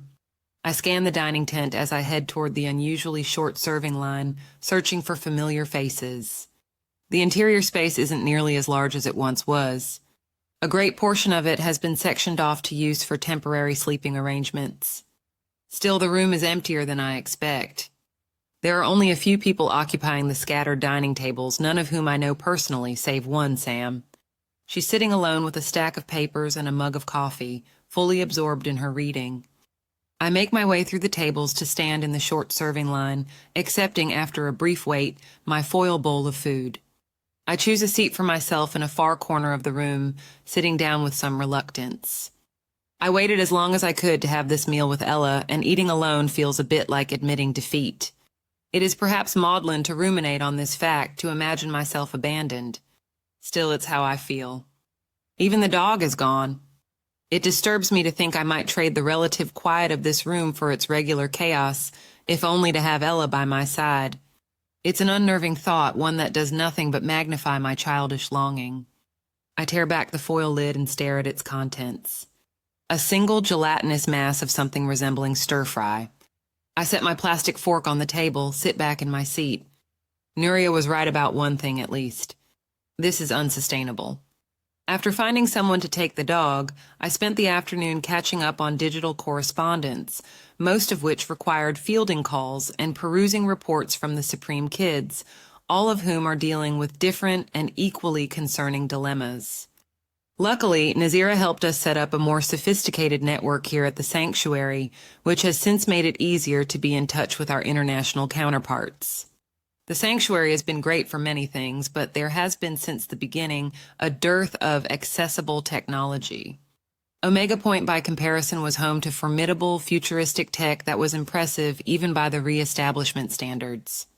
This quality of tech, I realized, was something I'd taken for granted, as it turns out. Not all rebel headquarters are built equally. When I realized the sanctuary was to be our new permanent home, I insisted we make changes. This was when Nuria and I first discovered the depth of our mutual dislike. Unlike Sam, Nuria is quick to wound. She is injured too easily by perceived slights against her camp and her leadership, which has made it difficult to push for change. Progress. Still, I pushed. We took as much hardware from the local military headquarters as we were able, sacrificing what was once the elementary school tent, to piece together a functioning command center, the capabilities of which were entirely unfamiliar to both Nuria and Sam, who still refused to learn more than its most basic functions. Lucky for them, I don't need assistance. I do my work most days surrounded by the ancient hieroglyphics of sticky children. Crayon drawings of indecipherable creatures are thumbtacked to the wall above my desk. Crudely formed bees and butterflies flutter from the ceiling. I hang my jacket on a rack painted in colors of the rainbow, slinging my gun holster around the back of a small yellow chair decorated with handprints. The disturbing dichotomy is not lost on me. Still, between Nazira and Castle, who surprised me by revealing he was the mastermind behind most of Omega Point's innovative tech, we're close to designing an interface that would rival what we'd built at Sector 45.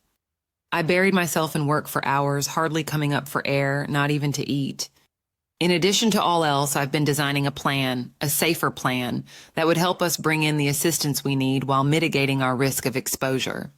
Ella's most of all. Usually, this kind of work is enough to hold my focus. But today, of all days, a day my mind continues to remind me was meant to be my wedding day. It doesn't matter what I do, I'm distracted. I sigh. Resting my hands on my thighs, too uncomfortably aware of the little velvet box still tucked into my pocket, I unclench my fists. I scan the dining room again, restless with nervous energy. It's still surprising to me how easily I shed my solitude for the privilege of Ella's company. The truth is, I learned to enjoy the mechanics of life with her by my side. Her presence renders my world brighter, the details richer. It is impossible not to feel the difference when she is gone. Still, this has been a strange and difficult day. I know Ella loves me, and I know she means it when she says she wants to be with me, but today has been ripe not merely with disappointment, but also concerning obfuscations. Ella is hiding something from me, and I have been waiting all day for her to return so that I might ask her, privately, a single clarifying question that might resolve this incertitude. Until then, it's hard to know how to feel or what to believe. More simply, I miss her. I regret even relinquishing the dog. Upon my return from the gravesite, I searched the grounds for a familiar face, to find someone to take him, and despite my efforts, I couldn't find anyone I recognized. There's a great deal of work to do in the previously unregulated areas outside the sanctuary, so it's not surprising to see people gone. I was only surprised to find myself disappointed. All I've wanted for so long was a single moment of quiet, and now that I have it in abundance, I'm not sure I want it. The realization has quietly shocked me. Regardless, I was about to abandon the idea of bathing the animal when a nervous young woman approached me, her face as red as her hair, as she stammered aloud a suspicion that I might need help. I appreciated the effort on her part. But the conversation was far from ideal. The girl turned out to be a part of a persistent, ridiculous subsection of people here at the sanctuary, a lingering group of men and women who still insist on treating me like I'm some kind of a hero. I fought off my father's supreme soldiers in a failed attempt at protecting Ella, and these well-meaning fools have somehow idealized this failure. One of the worst days of my life, now fossilized in their memories, is a day that should be celebrated. It makes me ill. They've romanticized me in their minds. These people romanticize the very idea of my existence and often objectify me in the process. Every time I looked this young woman in the eye, she would visibly tremble, her feelings both indecent and sincere, the mixture of which was almost too uncomfortable to recount. I thought she might be more at ease if I stared at the animal as I spoke, which I did, and which seemed to calm her. I told her about the dog, explaining that he needed a bath and food, and which she generously offered to take into her care. As I sensed no actual danger from the girl, I accepted her overture. "Does he have a name?" she'd asked. He's a dog, I'd said, frowning as I looked up. You may call him a dog. The young woman froze at that, at our sudden eye contact. I watched her pupils dilate as she grappled with an emotional combination too often flung in my direction, abject terror and desire. It confirmed for me then what I've always known to be true, that most people are disappointing and should be avoided. She said nothing to me after that, only scooping up the reluctant, whining animal into her trembling arms and shuffling away. I've not seen either of them since. It would not be an exaggeration to say that this day has been a thorough disappointment. I push back my chair and get to my feet, taking the foil bowl to go. I plan to save the food-adjacent mass for the dog, should I ever see him again. I glance up at the large clock on the wall, noting that I managed only to kill another 30 minutes quietly. I acknowledge I should accept this day for the non-event it turned out to be, and, as it appears unlikely I will see Ella tonight, I should go to bed. Still, I'm demoralized by this turn of events.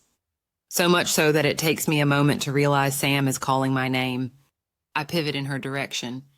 She's waving me over, but I have no interest in a conversation right now. I want nothing more than to retreat, fester in my wounds. Instead, I force myself to clear the short distance between us, unable to generate even a modicum of warmth as I approach. I stare at her by way of hello. Sam is even more exhausted than I first assumed. Her eyes held up by lavender half-moons. Her skin is grayer than I've ever seen it, her short blonde hair limp falling into her face. She spares no time for formalities either. Have you read the recent incident reports from, she looks down at her papers, rubbing one eye with the palm of her hand, 18, 22, 36, 37, 142, through 223, and 305. Yes. Have you noticed what they all have in common? I sigh, feeling my body tense anew when I say yes. Sam folds her arms atop her stack of papers, peering up at me from her seat. Great, then you'll understand why we need Juliette to tour the continent.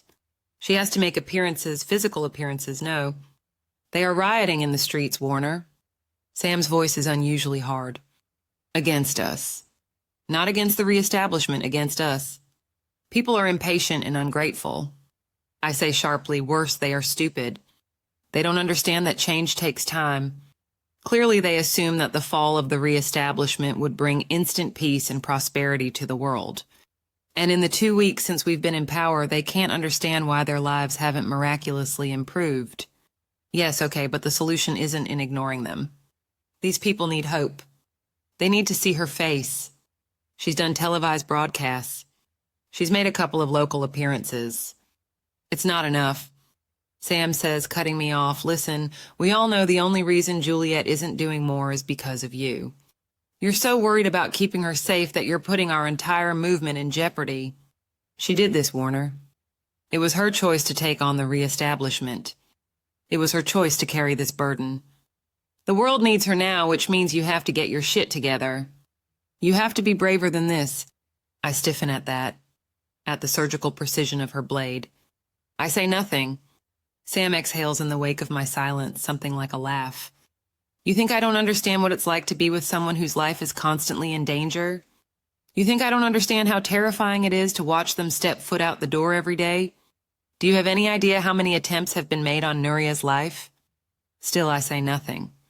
It's really fucking hard, she says angrily, surprising me with her language. Sam pushes both hands through her hair before rubbing her eyes again. It's really, really, really hard, yes, I say quietly. She meets my eyes then. Look, I know you're not doing this on purpose. I know you only want the best for her. But you're holding her back. You're holding all of us back. I don't know exactly what you two have been through. Whatever it was, it must have been serious, because Juliette's clearly more worried for you than she is for herself. But what? I frown. That's not trust me. She and I have had a lot of conversations about this. Juliette doesn't want to do anything to scare you. She thinks you're processing something right now. She wouldn't tell me what. And she's adamant that she won't do anything risky until she's sure you can handle it. Which means I need you to handle it. Now I'm doing fine, I say, my jaw clenching. Wonderful, Sam generates a smile. If you're doing fine, go ahead and tell her that. Encourage Juliette to go on an international tour or at minimum a national one. Juliette knows how to talk to crowds. When she's looking people in the eye, they believe her. I know you've seen it. In fact, you probably know better than anyone that no one cares more about these people than she does. She genuinely cares about their families, their futures, and right now, the world needs a reminder. They need reassurance, which means you have to let her do her job. I feel my heart rate spike. I would never keep her from doing her job. I just want her to be safe. Yes. You prioritize her safety above all else to the detriment of the world. You're making decisions from a place of fear, Warner. You can't help heal the planet if you're only thinking about what's best for one person. I never got into this to heal the planet, I say sharply. I've never pretended to care about the future of our pathetic civilization, and if you ever took me for a revolutionary, that was your mistake. I see now that I have to make something clear, so remember this. I would happily watch the world go up in flames if anything happened to her. And if that's not enough for you, you can go to hell. Sam shoves back her chair so fast it makes a piercing, skin-crawling screech that echoes around the near-empty dining tent. She's on her feet now, boring a hole in the floor with the heat of her anger. The few faces still dotting the room turn to look at us. I feel their surprise, their mounting curiosity. Sam is diminutive in stature, but fierce when she chooses to be. And right now she looks as if she's considering killing me with her bare hands. You are not special, she says. You are not the only one of us who's ever suffered. You're not the only one who lies awake at night worrying for the safety of their loved ones. I have no sympathy for your pain or your problems. Good, I say, more than matching her anger as long as we understand each other. Sam shakes her head and throws up her hands, looking for a moment like she might laugh or cry. What on earth does she see in you? You're nothing but a callous, cold-hearted narcissist. You don't care about anyone but yourself. I hope you know how lucky you are that Juliette tolerates your presence. You wouldn't even be here if it weren't for her. I sure as hell wouldn't vouch for you. I lower my eyes, absorbing these blows with studied indifference. My body is not unlike the moon, cratered so thoroughly by brutality, it's hard to imagine it untouched by violence. Good night, I say quietly and turn to leave. I hear Sam sigh, her regret building as I walk away. Warner, wait, she says, calling after me. I'm sorry, that was over the line. It's been a long day. I didn't mean I don't look back. 7. I'm sandwiched between two thin blankets on the frozen floor of this hospital room, eyes closed, pretending to sleep, when I hear the soft whine of the door, Ella's familiar presence entering the room. It's hours past midnight. She brings with her the faint smell of something slightly chemical, which confuses me, but more important, I feel her fear as she tiptoes into the space, all displaced by a sudden relief when she catches sight, no doubt, of my prone body. Relief. I don't understand. She is relieved to discover me asleep. She is relieved. She doesn't have to speak with me. The pressure in my chest intensifies. I listen to the sounds of her shedding her shoes and clothes in the dark, wondering how best I might shatter the silence, bracing myself for her surprise, then disappointment, to discover I am awake. I give her a moment, hearing the familiar sounds of sheets rustling. I'm imagining her climbing into the narrow hospital bed, tucking herself under the covers. When her emotions pivot without warning, she experiences a sharp, stunning wave of happiness. Somehow this only scares me more. Ella is not merely relieved then, happy to have evaded me. She's happy to be going to sleep without being disturbed.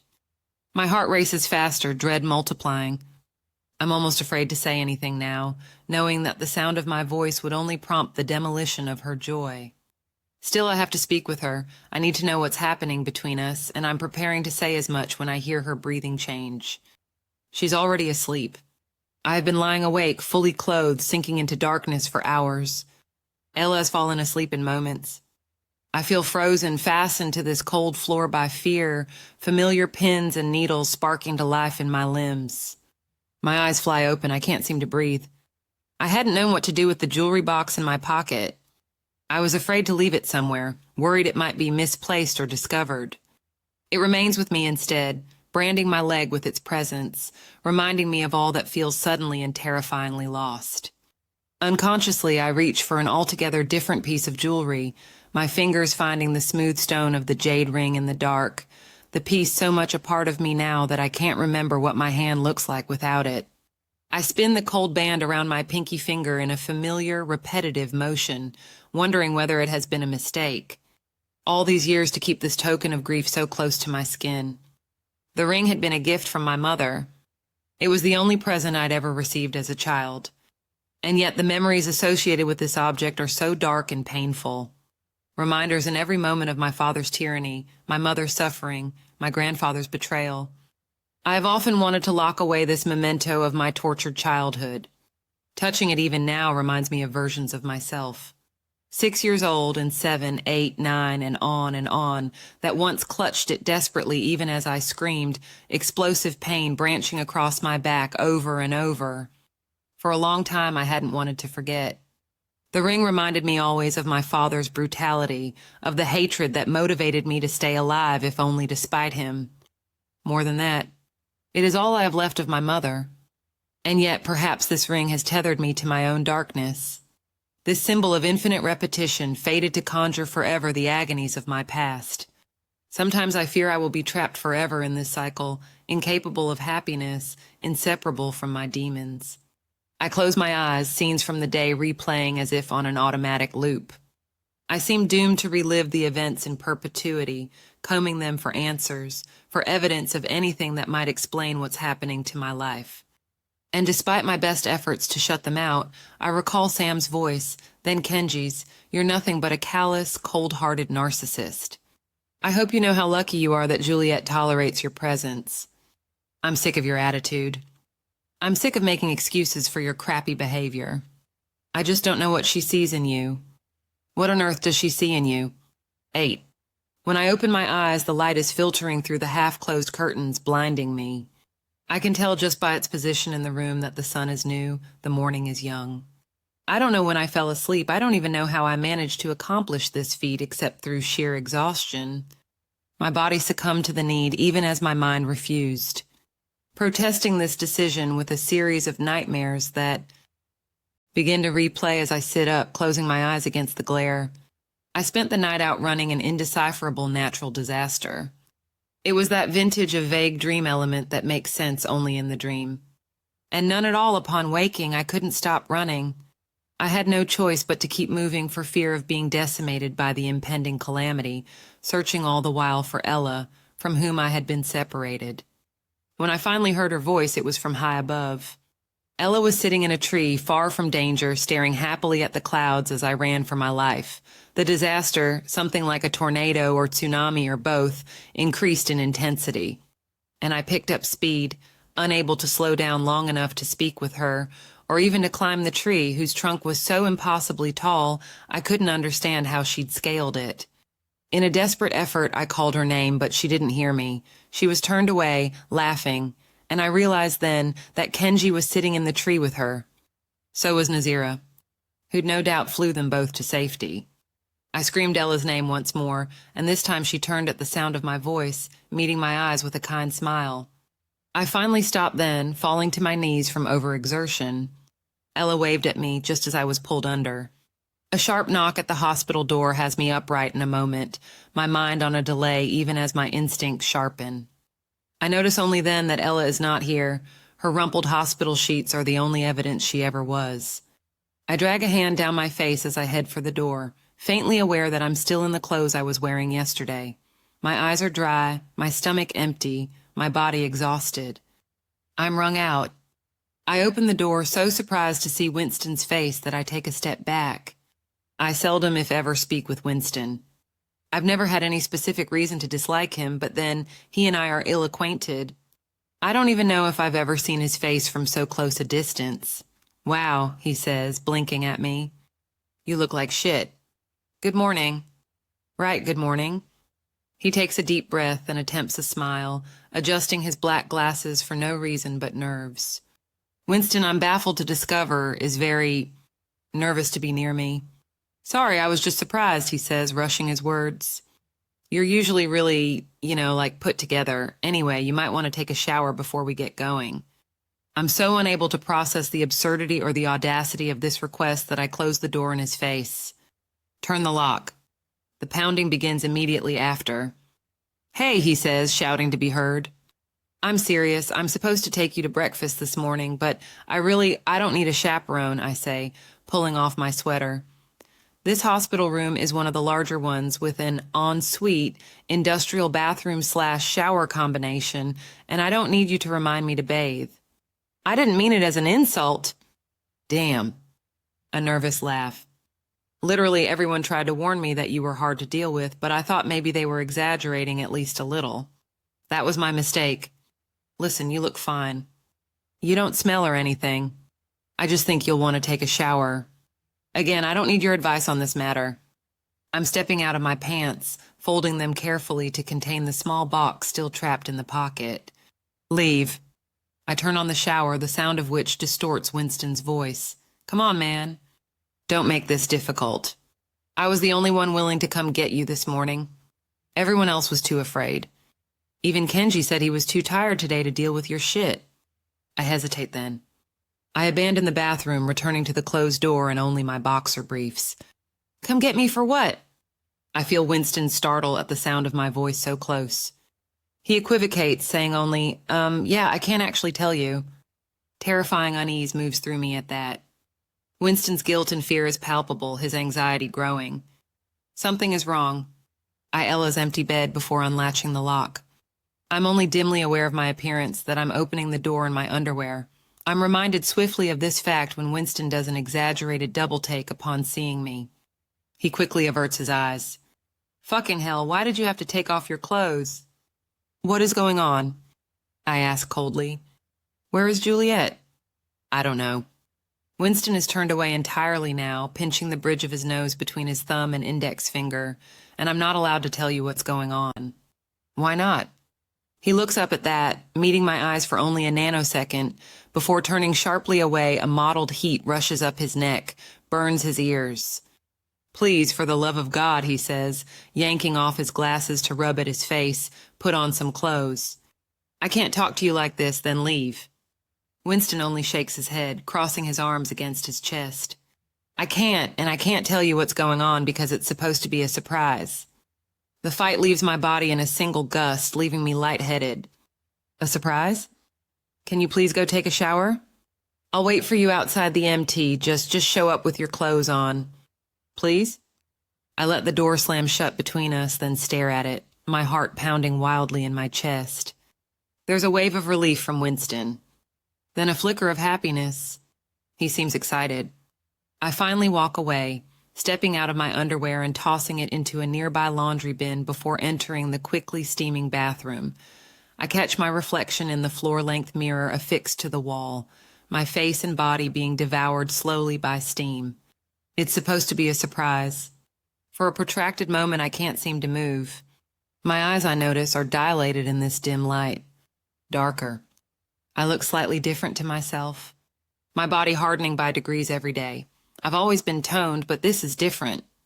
My face has lost any lingering softness.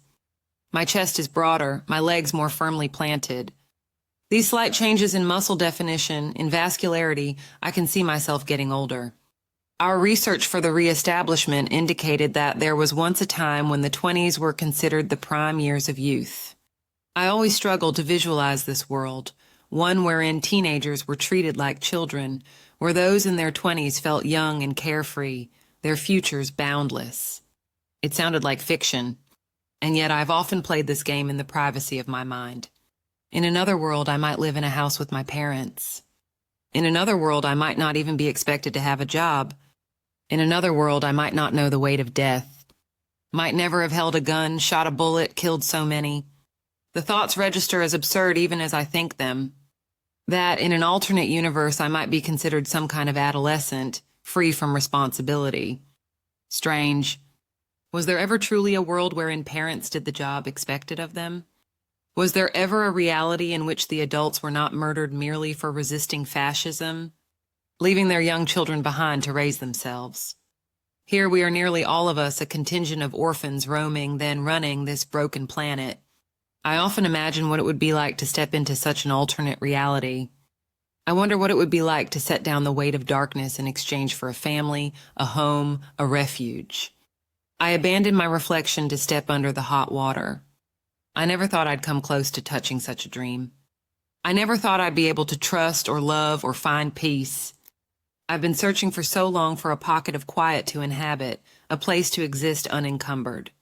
I always wanted a door I might close for even a moment against the violence of the world. I didn't understand then that a home is not always a place. Sometimes it's a person. I would sleep on the cold floor of our hospital room for the rest of my life if it meant staying by Ella's side. I can forego quiet. I can compartmentalize my need for space, my desire for privacy. But to lose her. I close my eyes against the water pressure, the jet forging tributaries against my face, my body. The heat is a bomb welcome against my skin. I want to burn off the residue of yesterday. I want an explanation for all that happened, or even to forget it altogether. When things are out of alignment between myself and Ella, I can't focus. The world seems colorless, my bones too large for my body. All I want more than anything else is to bridge the distance between us. I want this uncertainty gone. I turn my face up toward the jet, closing my eyes as the water pelts my face. I breathe deep, drawing in water and steam, trying to steady my heartbeat. I know better than to be optimistic, but even as I forbid myself to think it, I cannot help but reflect that the word surprise is seldom associated with something negative. It might have been a poor choice of words on Winston's part, but his moment of excitement seemed to confirm this choice. He might have chosen a more pejorative term had he wished to manage my expectations of disappointment. Despite my every silent protest, it takes hold of me, forces me from the dregs of my composure. I lean my forehead against the cool tile, the water beating the scars on my back. I can hardly feel it. The sensations there dulled from nerve damage, scar tissue. I straighten at a sudden sound. I turn, heart racing at the soft shutter of the bathroom door opening. I already know it's her. I always feel her before I can see her. And when I see her, when she opens the bathroom door and stands there, smiling at me, my relief is so acute I reach for the wall, bracing myself against the cold tile. Ella is holding 2 mugs of coffee, dressed the way she often is, in a soft sweater and jeans, her dark brown hair so long now it skims her elbows. She grins at me, then disappears into the outer room, and I start to follow her, nearly slipping in my haste. I catch the doorframe to steady myself, watching as she rests the coffee mugs on a nearby table. She slips off her tennis shoes, tugs off her socks. When she pulls her sweater over her head, I have a minor heart attack. She's facing away from me, but her back is bare. She's not wearing a bra. "You were sound asleep this morning," she says, glancing over her shoulder at me as she unbuttons her jeans. "I was afraid to wake you up. I went out to get us some coffee, but the line at breakfast was really long. I'm sorry I wasn't here." She shimmies out of her jeans then, tugging them down over her hips. She's wearing a scrap of lace masquerading as underwear, and I watch, immobilized, as she bends over to yank off the last of the jeans, pulling her feet free. When she turns around, I'm struggling to breathe. She's so beautiful. I can hardly look at her. I feel as if I've stepped into some strange dream. The debilitating fears that gripped me yesterday somehow forgotten in a moment. Heat courses through me at a dangerous speed, my mind unable to grasp what my body clearly understands. There's so much I still need to say to her, so much I remember wanting to ask her. But when she steps out of her underwear and walks through the open bathroom door, into the shower, and then directly into my arms, I remember nothing. My brain shuts down. Her soft, naked body is pressed against every hard inch of mine, and suddenly I want nothing, nothing but this. The need is so great it actually feels like it might break me. "Hey, handsome," she says, peering up at me. She runs her hands down my back, then lower. I can hear her smile. "You look too good in here to be all by yourself." I can't speak. She takes my hand, still smiling, and rests it against her breast. Before slowly guiding it down her body, she's showing me exactly what she wants from me. How she wants it, but I already know. I know where she wants my hands, I know where she wants my mouth, I know where she wants me most of all. I take her into my arms, hitching her leg around my thigh before I kiss her, breaking her open. She's so soft, slick, and eager in my arms, kissing me back with an urgency that drives me wild. I tilt her head back as I break away, kissing her neck, then lower. Slowly, carefully, replacing my hands with my mouth everywhere on her body, her desperate, anguished sounds send shockwaves of pleasure through me, setting me on fire. She reaches behind her, searching for purchase against the tile wall, her back arching with pleasure. I love the way she loses herself with me, the way she lets go, trusting me completely with her needs, her pleasure. I never feel closer to her than when we are so entwined, when there's nothing but openness and love between us. She touches me then, gently wraps her hand around me, and I squeeze my eyes shut, hardly able to contain the sound I make, low in my throat. All I can think in this moment is that I don't want this to be over. I want to be trapped in here for hours, her slick body against mine, her voice in my ear begging me, as she is now, to make love to her. Please, she says, still touching me, Aaron. I sink down without warning onto my knees. Ella steps back, confused for all of a second, before her eyes widen with understanding. Come here, love. Ella is hesitant at first. I feel her sudden shyness, desire, and self-consciousness colliding. And I study her as she stands there, the sheen of her wet curves in this light, her long dark hair painted to her skin. Hot drops of water race down her breasts, skim her navel. She's dripping wet, so gorgeous, I hardly know what to do with myself. She makes her way over to me slowly, her cheeks pink with heat, her eyes dark with need.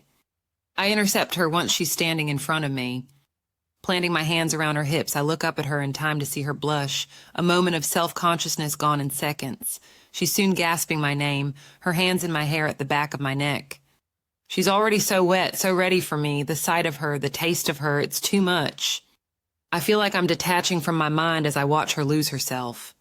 I can feel her legs shaking as she cries out for more, for me. And when she comes, she stifles her scream in my hair. I'm on my feet a moment later, capturing the last of her cries with my mouth, kissing her as she trembles in my arms, her harsh breath slowing down.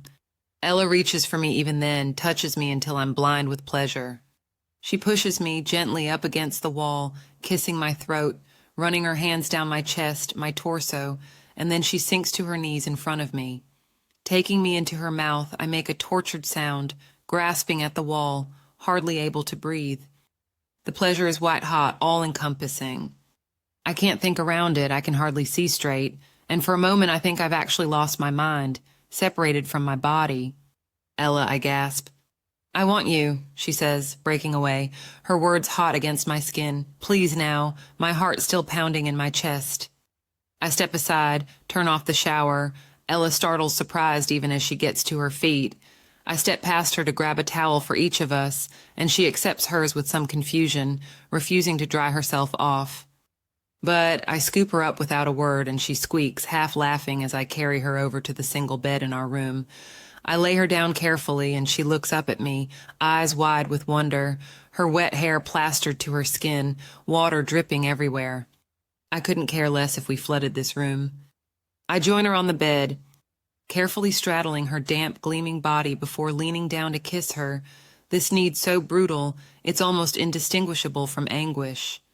I touch her while I kiss her, stroking her slowly at first, then deeper, more urgent. She whimpers against my mouth, urging me closer, lifting her hips.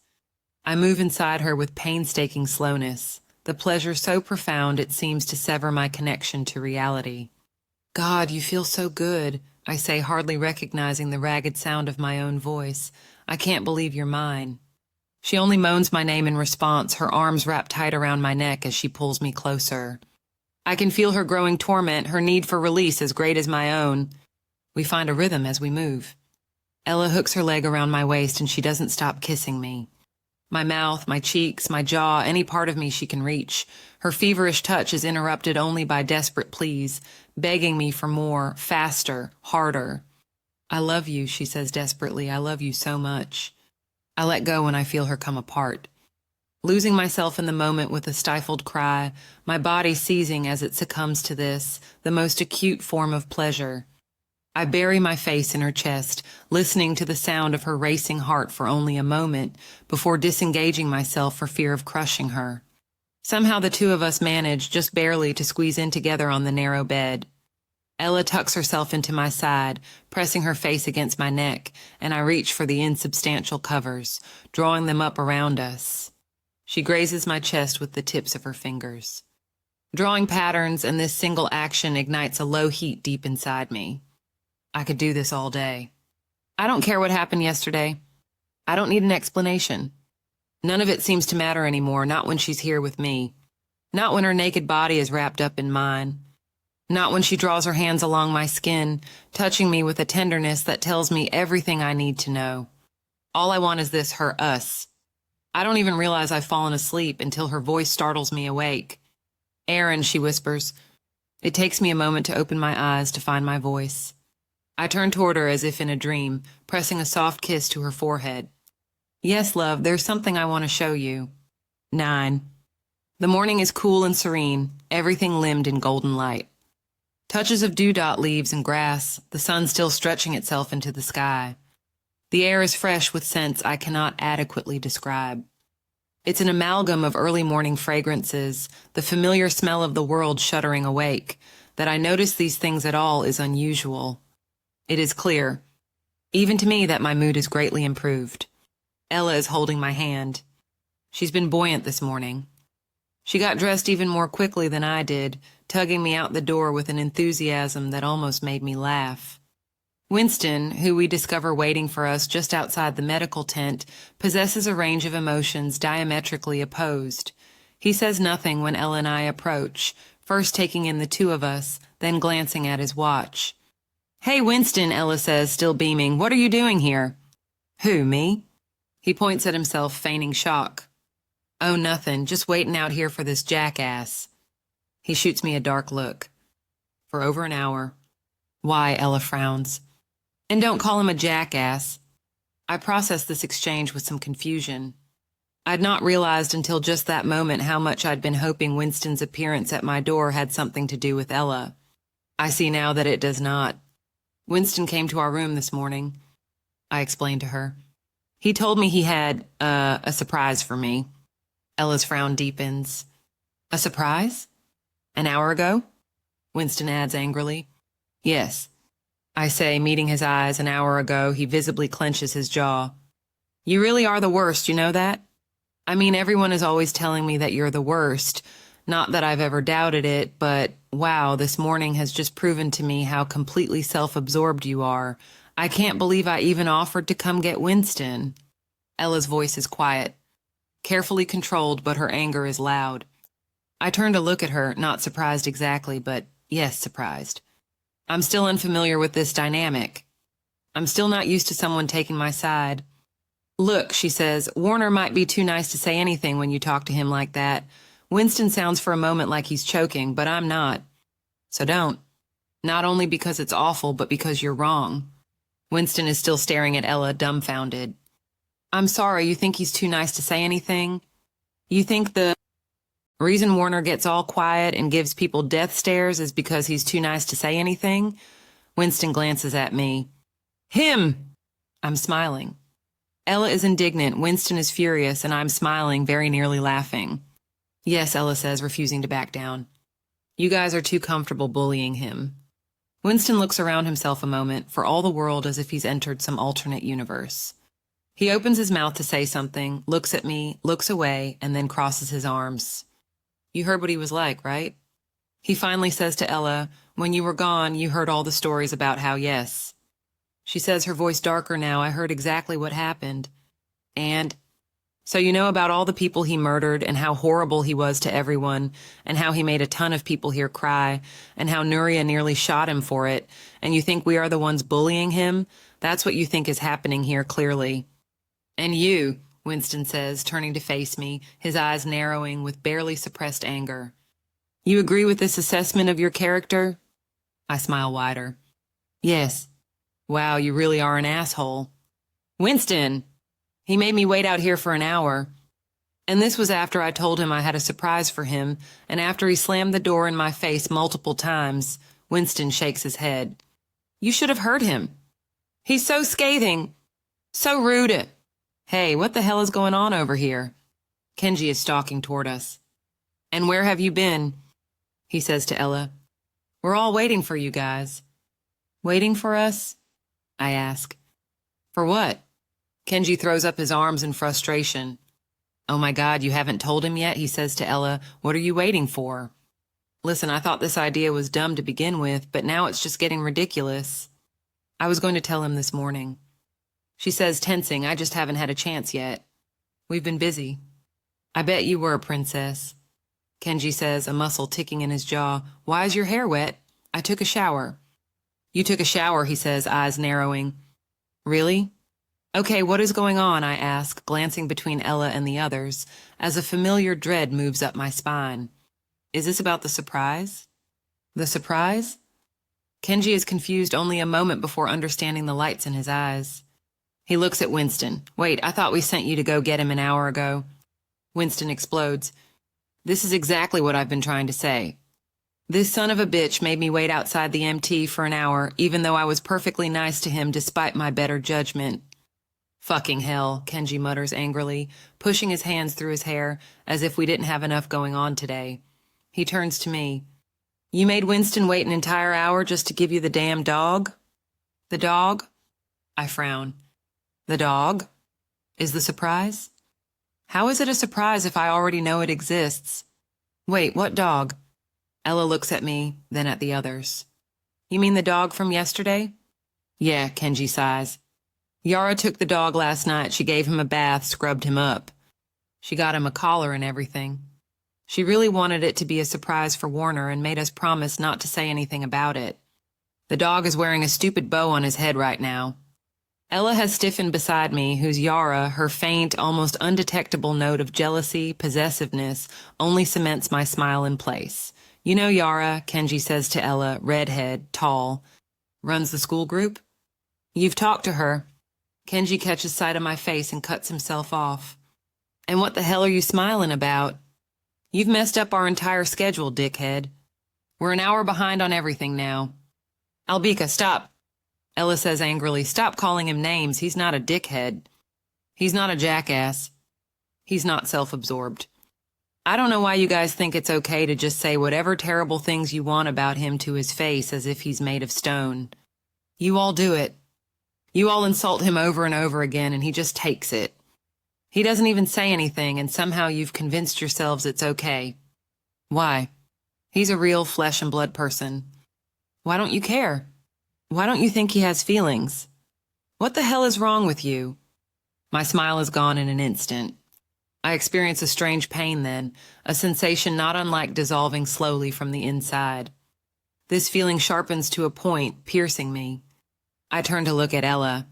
She seems to sense the change in me. For a moment, they all do. I feel a vague mortification at that, at the realization that I've somehow exposed myself.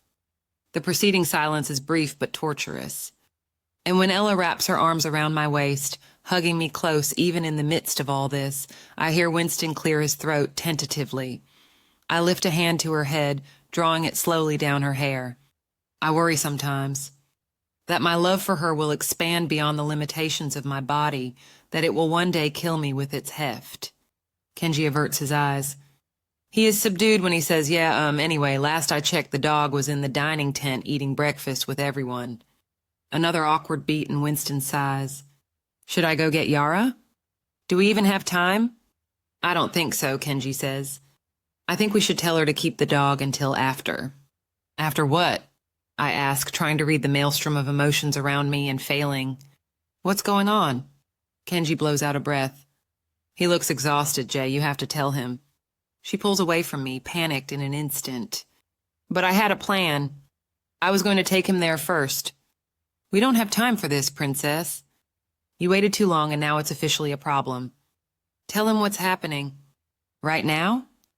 While you're standing here? Yes. No way, she shakes her head. You have to at least give us some privacy. Absolutely not. Kenji crosses his arms. I've given you tons of privacy and you've proven you can't be trusted. If I leave you two alone together, you'll either end up in bed or accomplish nothing, neither of which are conducive to our goals. Was that really necessary? I say, irritated. Did you really feel the need to comment on our private life? When it costs us an hour of our lives? Yes! Winston says, moving in an act of solidarity to stand next to Kenji. He even crosses his arms against his chest, matching Kenji's stance. Go ahead, he nods at Ella. Tell him. Ella looks nervous. Winston and Kenji are an irritated, impatient audience. They stare us down, unrelenting, and I don't even know whether to be angry about it. Because the truth is, I want to know what's going on too. I want Ella to tell me what's happening. I look from her to them, my heart pounding in my chest. I have no idea what she's about to say. No idea whether this revelation will be good or bad, though her nerves seem to indicate something is wrong. I brace myself as I watch her take a deep breath. Okay, she says, exhaling. Okay, another quick breath, and she remembers to look at me. This time pasting an anxious smile on her face. So, I didn't want to tell you like this, but I'd been thinking for a little while about how to do this in the best possible way. Because I wanted everything to be right, right for both of us, and also I didn't want it to be anticlimactic. I didn't want this big thing to happen, and then it was just like we go back to the status quo. I wanted it to feel special, like something was going to change, and I'm sorry I didn't tell you sooner. It was supposed to be a surprise, but it just wasn't ready in time, and if I'd told you about it, it wouldn't have been a surprise anymore. And Kenji kept insisting that I tell you anyway, but I'm sorry about yesterday, by the way, and I'm sorry about Nuria. I've been planning this whole thing with her since I woke up. Practically, but she wasn't supposed to say anything to you, and she knows she wasn't supposed to say anything to you, because she and I had an agreement that I was supposed to tell you what was going on, but yesterday I didn't know exactly what was going to happen, and I was waiting for more information because we were still trying really hard to make everything work in time. But I know how important it is to you to Jesus fucking Christ, Winston mutters. Kenji shouts, You two are getting married today. I turn sharply, stunned, to look at them. Kenji, what the hell? You were taking too long. We're getting married today. I turn back to meet Ella's eyes, my heart pounding now for an entirely new reason. A better reason. We're getting married today. Yes, she says, blushing fiercely. I mean, only if you want to. I smile at her then. Smile so wide I start laughing, disbelief rendering me foreign even to myself. I hardly recognize this sound. The sensations moving through my body right now, it's hard to explain. The relief flooding my veins is intoxicating. I feel as if someone punched a hole through my chest in the best possible way. This is some kind of madness. I'm trying, but I can't stop laughing. Huh? Says Winston quietly. I didn't even know his face could do that. Yeah, Kenji says. It's super weird the first time you see it. I can't look away. I'm trying to look away and I can't. It's like if a baby was born with a full set of teeth. Yes, exactly. It's exactly like that. But nice too. Yeah, Kenji sighs. Nice too. Hey, did you know he had dimples? I didn't know he had dimples. Come on, man, that's old news. Could you two just please be quiet for a second? Ella says, squeezing her eyes shut, just for 1 second. Genji and Winston mime, zipping their mouths shut before taking a step back, holding their hands up in surrender. Ella bites her lip before meeting my eyes. So? She says. What do you think? She unclasps her hands. Are you busy this morning? There's still something I want to show you, something I've been working on for the last few I take her in my arms, and she laughs breathlessly just until she meets my eyes. Her smile is soon replaced by a look, softness in her expression that likely mirrors my own. I can still feel the outline of that little velvet box against my leg. I've been carrying it with me everywhere. Too afraid to leave it behind, too afraid to lose hope. I love you, I whisper. When I kiss her, I breathe her in, inhaling the scent of her skin as I draw my hands down her back, pulling her tighter. Her response is immediate. Her small hands move up my chest to claim my face, holding me close as she deepens the kiss, standing on tiptoe as she slowly twines her arms around my neck. The pilot light in my body catches fire. I break away reluctantly, and only because I remember we have an audience. Still, I press my forehead to hers, keeping her close. I'm smiling again like a common idiot. Okay, well, that took a gross turn.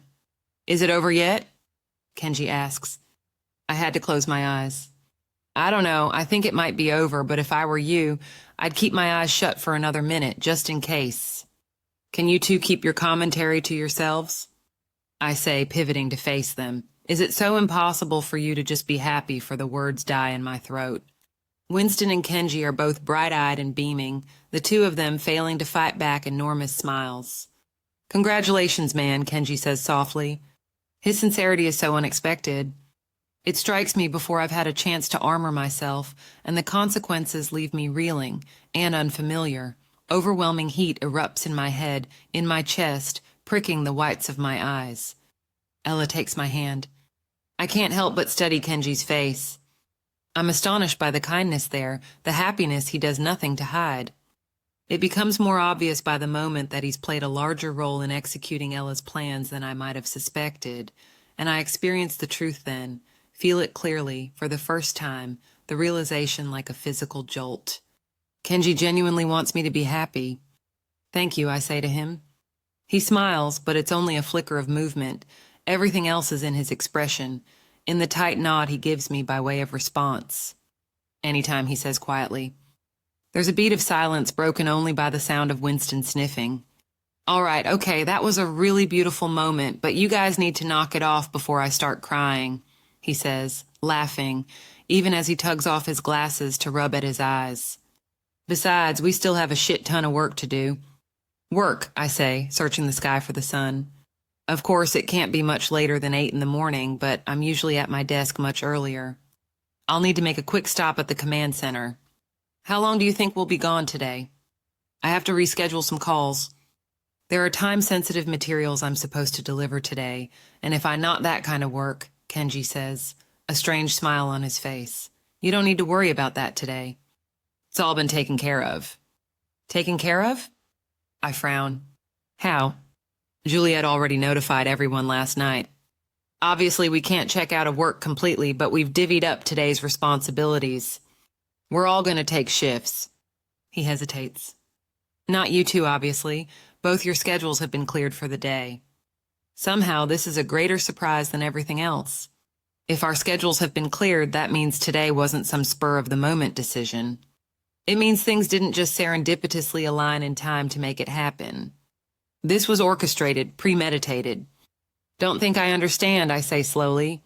As much as I appreciate the time off, this shouldn't take much more than an hour.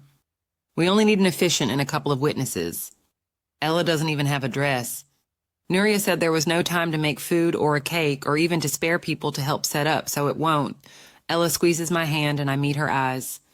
I know we'd agreed to do something really small, she says softly. I know you weren't expecting much, but I thought you might like this better. I stare at her, dumbfounded. Like what? Better. As if on cue, Brendan pops his white blonde head around a corner. Morning, everyone. All right to bring everyone through? Or do you lot need another minute? Winston lights up at the sight of him, assuring Brendan that we need just a few more minutes. Brendan says roger that and promptly disappears. I turn to Ella, my mind whirring. Save the birthday cake she surprised me with last month. I have very little in my life to offer me a frame of reference for this experience. My brain is at war with itself. Understanding while incapable of understanding. What now seems obvious, Ella has organized something elaborate in secret. All of her earlier evasiveness, her half-truths and missing explanations, my fear that she'd been hiding something from me, suddenly everything makes sense. How long have you been planning this? I ask, and Ella visibly tenses with excitement. Emanating the kind of joy I've only ever felt in the presence of small children, it nearly takes my breath away. She wraps her arms around my waist, peering up at me. Do you remember when we were on the plane ride home, she says, and the adrenaline wore off and I started kind of losing my mind and I kept looking at the bone sticking out my leg and screaming? Of all things, this was not what I was expecting her to say. Yes, I say carefully, I have no interest in recalling the events of that plane ride. We're discussing them. I remember. And do you remember what I said to you? I look away, sighing as I stare at a point in the distance. You said you couldn't wear a wedding dress with part of your bone sticking out. Yeah, she says and laughs. Well, I was pretty out of it. It's not funny, I whisper. No, she says, drawing her hands up my back. No, it's not funny. But it was strange how nothing was really making sense in my head. We'd just been through hell, but all I could think as I stared at myself was how impractical it was to be bleeding so much. I told you I couldn't marry you if the bleeding didn't stop, because Then I'd get blood all over my dress and your suit, and then we'd both just be covered in blood and everything we touched would get bloody. And you, she takes a deep breath. You said you'd marry me right then. You said you'd marry me with my bleeding teeth, with a visibly broken leg, with dried blood on my face, with blood dripping from my ears. I flinch at that, at the memory of what my father put her through, what her own parents did to her. Ella suffered and sacrificed so much for this world, all to bring the Reestablishment to its knees. All because she cared so much about this planet and the people in it. I feel suddenly ill. What I hate, perhaps more than anything else, is that it doesn't stop. The demands on her body never stop. It doesn't seem to matter what side of history we're on, good or evil, everyone asks for more of her. Even now, after the fall of the Reestablishment, the people and their leaders still want more from her. They don't seem to care that she's only one person or that she's already given so much. The more she gives, the more they require, and the quicker their gratitude shrivels up, the desiccated remains of which become something else altogether. Expectation. If it were up to them, they'd keep taking from her until they've bled her dry, and I will never allow that to happen. Erin, finally, I meet her eyes. I meant what I said, love. I was hideous. You have never been hideous. I was a monster. She smiles as she says this. I had that huge gash in my arm. The skin on my hands had split open. My nose wouldn't stop bleeding. My eyes wouldn't stop bleeding. I even had a freshly sutured finger. I was Frankenstein's monster. You remember from that book, Ella, please, we don't have to talk about this. And I couldn't stop screaming, she says. I was in so much pain and I was so upset that I wouldn't stop bleeding, and I kept saying the craziest things. And you just sat next to me and listened. You answered every ridiculous question I asked like I wasn't completely out of my mind. For hours. I still remember, Erin. I remember everything you said to me. Even after I passed out, I heard you, on a loop in my dreams. It was like your voice got caught in my head. She pauses. I can only imagine what that experience must have been like for you. I shake my head. It wasn't about me. My experience doesn't matter, of course it does. It matters to me. You don't get to be the only one who worries about the person you love. I get to do that too, she says, breaking away to better look me in the eye. You spend so much time thinking about what's best for me. You're always worried about my safety and my happiness and the things I might need. Why don't I get to do that for you? Why don't I get to think about your happiness? I'm happy, love. I say quietly, you make me happy. She looks away at that, but when she meets my eyes again, she's fighting tears. But if you could marry me however you wanted, you'd choose to do it differently, wouldn't you, Ella? I whisper, tugging her back into my arms. Sweetheart, why are you crying? I don't care about having a wedding. It doesn't matter to me. I'll marry you as you are right now in the clothes we're wearing, right where we're standing. But if you could do it however you wanted, you'd do it differently, she says, looking up at me. You'd do it better than that, wouldn't you? Yes, I falter. I mean, if it were a different world, maybe. If things were different for us, if we had more time or more resources, and maybe one day we'll have a chance to do it over again, but right now, all I know. She shakes her head. I don't want to do it over again. I don't want you to look back on our wedding day as a placeholder for something else or for what might have been. I want us to do it right the first time. I want to walk down an aisle to reach you. I want you to see me in a pretty dress. I want someone to take our picture. I want you to have that. You deserve to have that. But how? I look up, distracted by the sounds of movement, voices. A crowd of people is swarming, moving toward us. Nazira and Brendan lead the charge, Lily and Ian and Alia and Adam and James and Castle and Nuria and Sam and dozens of others. They're all holding things. Bouquets of flowers and covered trays of food and colorful boxes and folded linens, and my blood pressure seems to plummet at the sight, leaving me dangerously lightheaded. I take a sharp breath, try to clear my head. When I speak, I hardly recognize my voice. Ella, what did you do? She only smiles at me, eyes shining with feeling. How did you find so many flowers? Where, all right? Winston says, holding up his hands. He sniffs twice, and I see then that his eyes are red. No more divulging secrets, we're done here. Kenji, I notice, is looking determinately away from all of us. He clears his throat then, still staring at the sky when he says, For what it's worth, bro, I tried to get her to tell you. I don't approve of this whole surprise wedding nonsense. I told her, I said, if it were me, I'd want to know. Finally, Kenji meets my eyes, but she wouldn't listen. She said it had to be a surprise. I said, you're going to go back to your room tonight smelling like paint, and he's going to know. The man is not an idiot. And she was like, blah, blah, blah. He's not going to know. Blah, blah, blah. I'm the queen of the world, blah, blah. Kenji. What? Ella's fists are clenched. She looks like she might punch him in the face. Please stop speaking. Why? Kenji looks around. What did I say? Hain't, I say, frowning as I remember. Of course, I thought you smelled like something faintly chemical last night. I wasn't sure what it was, though. What? Ella says, crestfallen. How? I thought you were asleep. I shake my head, smiling now, though mostly for her benefit. Ella's guilt is palpable and multiplying quickly. What was the paint for? I ask. Nope. Winston claps his hands together. We're not doing that right now. You guys ready to get started? Good, Kenji and I will lead the way. 10. Ella is holding my hand like a lifeline, grinning as we forge an unfamiliar path through the sanctuary. Her happiness is so electric, it's contagious. I feel heavy with it, overwhelmed by it. I don't even think my body knows what to do with this much of it. But seeing her like this, it's impossible to describe what it does to me to see her so happy, smiling so wide she can hardly speak. I only know that I never want to do anything to make it stop. We're following Kenji and Winston, both of whom were quickly joined by their counterparts Nazira and Brendan. Well, the rest of the crowd follows close behind.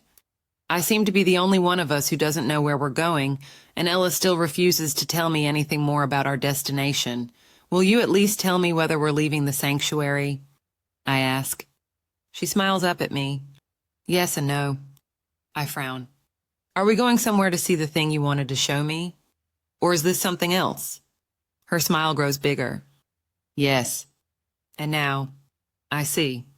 I say, squinting into the distance. So you're torturing me on purpose? Yes, she says, poking me in the stomach. And now I shake my head, laughing a little, and she pokes me in the stomach again. Ow, I say quietly. Ella beams before wrapping her arms around my waist, hugging me as we walk, not seeming to care at all that she stumbles every few steps. I'm so incomprehensibly happy I seem to have misplaced most of my brain cells. I can hardly gather my thoughts. After a moment, Ella says, you know, it's not much fun to poke you in the stomach. It's not even possible, really, to poke hard muscle. She slides her hand up under my shirt, then slowly down my torso. This whole thing would work much better if you had some body fat. I take a steadying breath. I'm sorry to disappoint you. I never said I was disappointed, she says, still smiling. I love your body. Her words conjure a simmering heat somewhere deep inside me. I tense as she draws patterns along my skin, her fingers grazing my navel before moving slowly up again, tracing lines with excruciating care. I finally cover her hand with my own. That, I say, is very distracting. What is? She's not even looking at the path ahead anymore. One of her arms is wrapped around my waist, and the other is tucked unabashedly under my shirt. This? She drags her hand across my abs, moving steadily downward. Is this distracting? I inhale. Yes, what about this? She says, staring up at me, the picture of innocence as her free hand travels lower, then slips just underneath my waistband. Is this distracting? Ella, yes?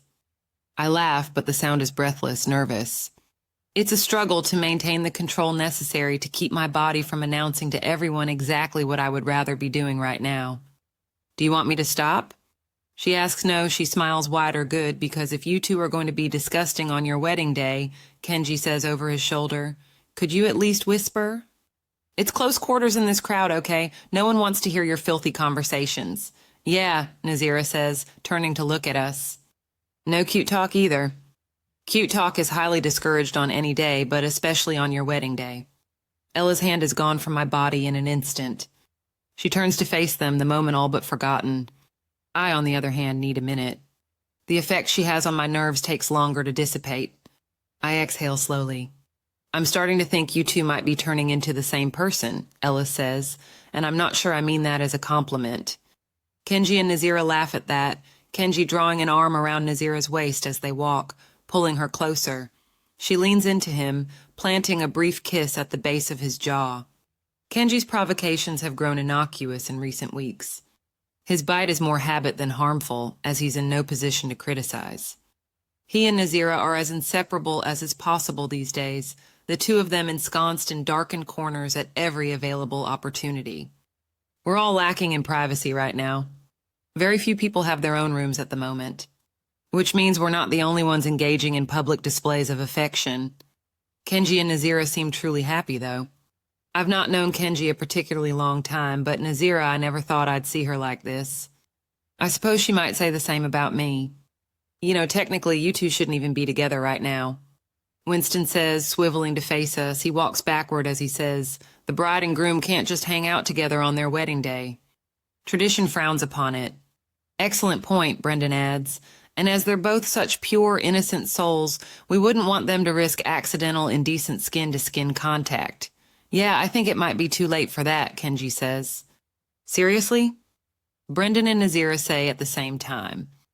Brendan laughs, but Nazira turns sharply around to look at Ella, whose responding blush all but confirms their suspicions. Wow, Nazira says after a moment, nodding. Nice. You have interesting priorities. Oh my God, Ella says, covering her face with her hand. Sometimes I really hate you guys. I decide to change the subject. Will we be arriving at this mysterious destination soon? I ask. We've been walking for so long, I'm beginning to wonder whether I'll need international clearance. Is this guy serious? Winston calls back, exasperated. It's been maybe 5 minutes. Sprinting 2 miles uphill in the heat in a suit, and he doesn't break a sweat. Kenji says, wouldn't even let me rest for 30 seconds, but this is too much for him. Makes sense. Okay, you can ignore them, Ella says, taking my hand again. We're pretty close now. I feel her enthusiasm building anew, her eyes brightening as she peers ahead. So what changed yesterday, I ask her. To make all this happen, Ella looks up. What do you mean? Yesterday, Neria told me that for a number of different reasons. It was basically out of the question for us to have a wedding, but today I glance around us at the mass of people sacrificing hours of their work and life to help organize this event. Those issues no longer seem to be relevant. Oh, Ella says and sighs. Yeah, yesterday was a mess. I really didn't want to postpone things, but there were just so many different disasters to deal with. Losing our clothes was one obstacle, but trying to host the wedding at night was proving a logistical nightmare. I realized we could either get married last night and have to compromise on almost everything, or push it by a day and maybe, just maybe, be able to do it right. A day? I frown. Nuria made it seem like it might be months before we could reschedule. She made it sound functionally impossible. Months? Ella stiffens. Why would she say that? You must have really pissed her off, Kenji says, his laughter echoing. Nuria knew Juliette wouldn't have postponed the wedding that long. She was probably just torturing you. Really? The revelation makes me scowl. Between her and Sam, I seem to have made 2 very powerful enemies. Hey, I'm sorry she said that to you, Ella says softly, hugging me from the side as we walk. I wrap my arm around her shoulders, holding her tight against me. I think Nuria leaned a little too hard into the cover story, she says. I had no idea you thought we might be postponing the wedding that far into the future. I'm only now realizing that yesterday must have been pretty rough for you. It wasn't. I lie, gently cupping the back of her head, my fingers threading through the silk of her hair. I study her face as she stares up at me, noticing then how the sun changes her eyes. Her irises look more green in the light, blue in the dark. It was fine. Ella doesn't buy this. Her hands graze my hips as she draws away, lingering before she lets go. I was so busy trying to make everything work that I didn't even. She cuts herself off, her emotions changing without warning. Hey, she says. What's this? What's what? This, she says, gently prodding my pant leg in a manner that would disturb Kenji for weeks. This box. Oh! I come to a sudden and complete stop, heart pounding as the crowd surges around us, several of... I promise after I give this ring to you today, I'll never ask for it back when still she makes no move. I reach without looking for the box clenched in her right fist. She relinquishes the item with great reluctance, sighing as she steps back to slip the wedding band off her finger. I open the recovered box, presenting it to her, and after she settles the ring back into its nest, I snap the lid shut, tucking the object safely back into my pocket. My heart has grown 10 sizes in the last several minutes.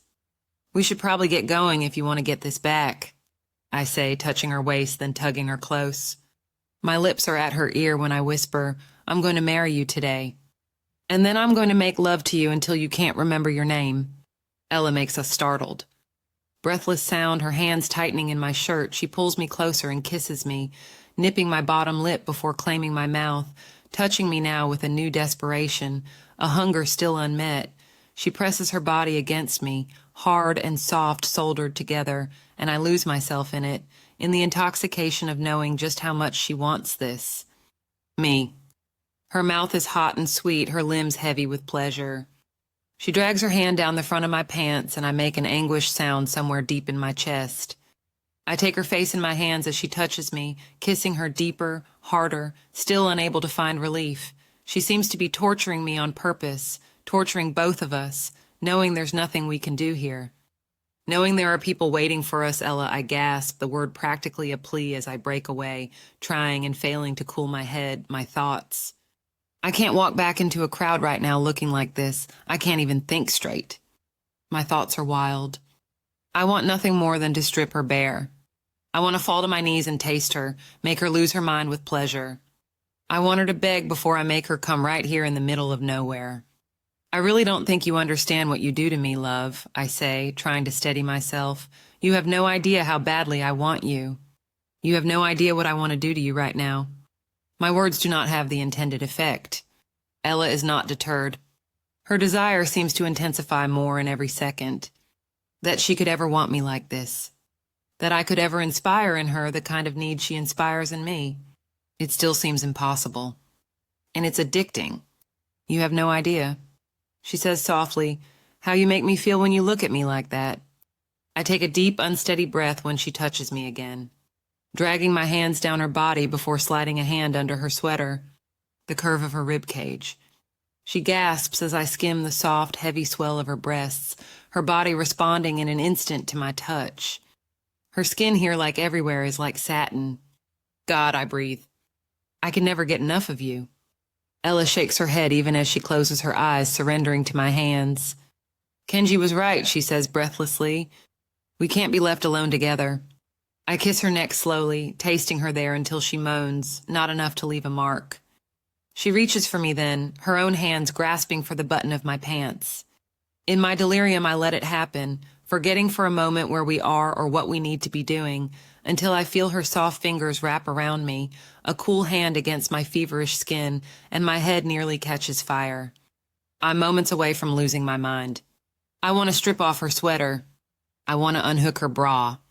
I want her to undress in front of me before this is madness. Common sense is returned to me only through a brutal, agonizing reclamation of self-control, just enough for me to place a hand over hers, forcing myself to breathe. Slowly. We can't do this here. I say, hating myself even as I say it. Not here. Not now. She looks around herself then, as if emerging from a dream. The real world coming back into focus by degrees. I take advantage of her distraction to put myself to rights, stunned to realize I was only moments away from doing something reckless. Ella's disappointment is palpable. I need to take you to bed, love. I say, my voice still rough with desire. I need hours. Days. Alone with you, she nods, her ring catching the light as she reaches for me, collapsing against my chest. Yes, please, I really hope you're not planning on falling asleep tonight. I laugh at that, the sound still a bit shaky. One day we'll have a proper bed, I say, kissing her forehead, and then I doubt I will ever sleep again. Ella jerks back suddenly. Her eyes widen with something like comprehension, then delight. She nearly bounces up and down before taking my hand, and with only a sharp exclamation of excitement, she tugs me forward. Wait, Ella, I still have something to show you. She cries and breaks off into a run. I have no choice but to chase after her. 11. At first I hear only Ella's laughter, the effortless joy of a carefree moment. Her hair whips around her as she runs, streaming in the sun. I enjoy this sight more than I know how to explain. She runs through the several remaining feet of undeveloped land into the center of an abandoned street. all but the uninhibitedness of a child. I'm so entranced by this scene that it's a moment before I register the distant scream of an ungreased hinge, the repetition of steel abrading itself. My feet finally hit pavement as I follow her down the neglected road, the impact of my boots on the ground signifying the sudden change in place with hard, definitive thuds. The sun bears down on me as I run, surprising me with its severity, the light undiminished by cloud or tree cover. I slow down as the distant whine grows louder, and when the source of this keening finally comes into view, I skid to a sudden stop. A playground rusted and abandoned, a set of swings screeching as the wind pushes around their empty seats. I've seen such things before. Playgrounds were common in a time before the Reestablishment. I saw a great deal of them on my tours of old, unregulated territory. They were built most often in areas where there existed large groupings of homes. Neighborhoods. Playgrounds were not known to be found at random near densely forested areas like the sanctuary, nor were they built for no reason in the middle of nowhere. Not for the first time. I'm desperate to understand where we are. I wander closer to the rusting structure, surprised to feel a distinct lack of resistance when I step onto the haunted play area. The playground is built atop material that gives a bit when I walk. It seems to be made from something like rubber, surrounded otherwise by concrete pavers, anchored by metal benches, paint peeling in sharp ribbons. There are long stretches of dirt beyond the borders, where no doubt grass and trees once thrived. I frown. This couldn't possibly be any part of the sanctuary. And yet there's no question at all that we're still within Nuria's jurisdiction. I look around then, searching for Ella. I catch a glimpse of her before she disappears down yet another poorly paved road, the asphalt ancient and cracked, and silently berate myself for falling behind. I'm about to cross what appears to be the remains of an intersection when suddenly she's back, her distant figure rushing into view before coming to a halt. She noticed I was gone. It's a small gesture. I realize this even as I react to it, but it makes me smile nonetheless. I watch her as she spins around, searching the street for me, and I lift a hand to let her know where I am. When our eyes finally meet, she jumps up and down, waving me forward. "Hurry!" she cries, cupping her mouth with her hands. I clear the distance between us, analyzing my surroundings as I do. The old street signs have been vandalized so completely they are now rendered meaningless, but there remain a few traffic lights still hung at intervals, relics of the old speaker system, installed in the early days of the Reestablishment, have survived as well. The ominous black box is still affixed to lampposts. People used to live here then. When I finally reach Ella, I take her hand, and she immediately tugs me forward, even as she's slightly out of breath. Running has always been harder for Ella than it is for me. Still, I resist her effort to drag me along. "Love," I say, "where are we?"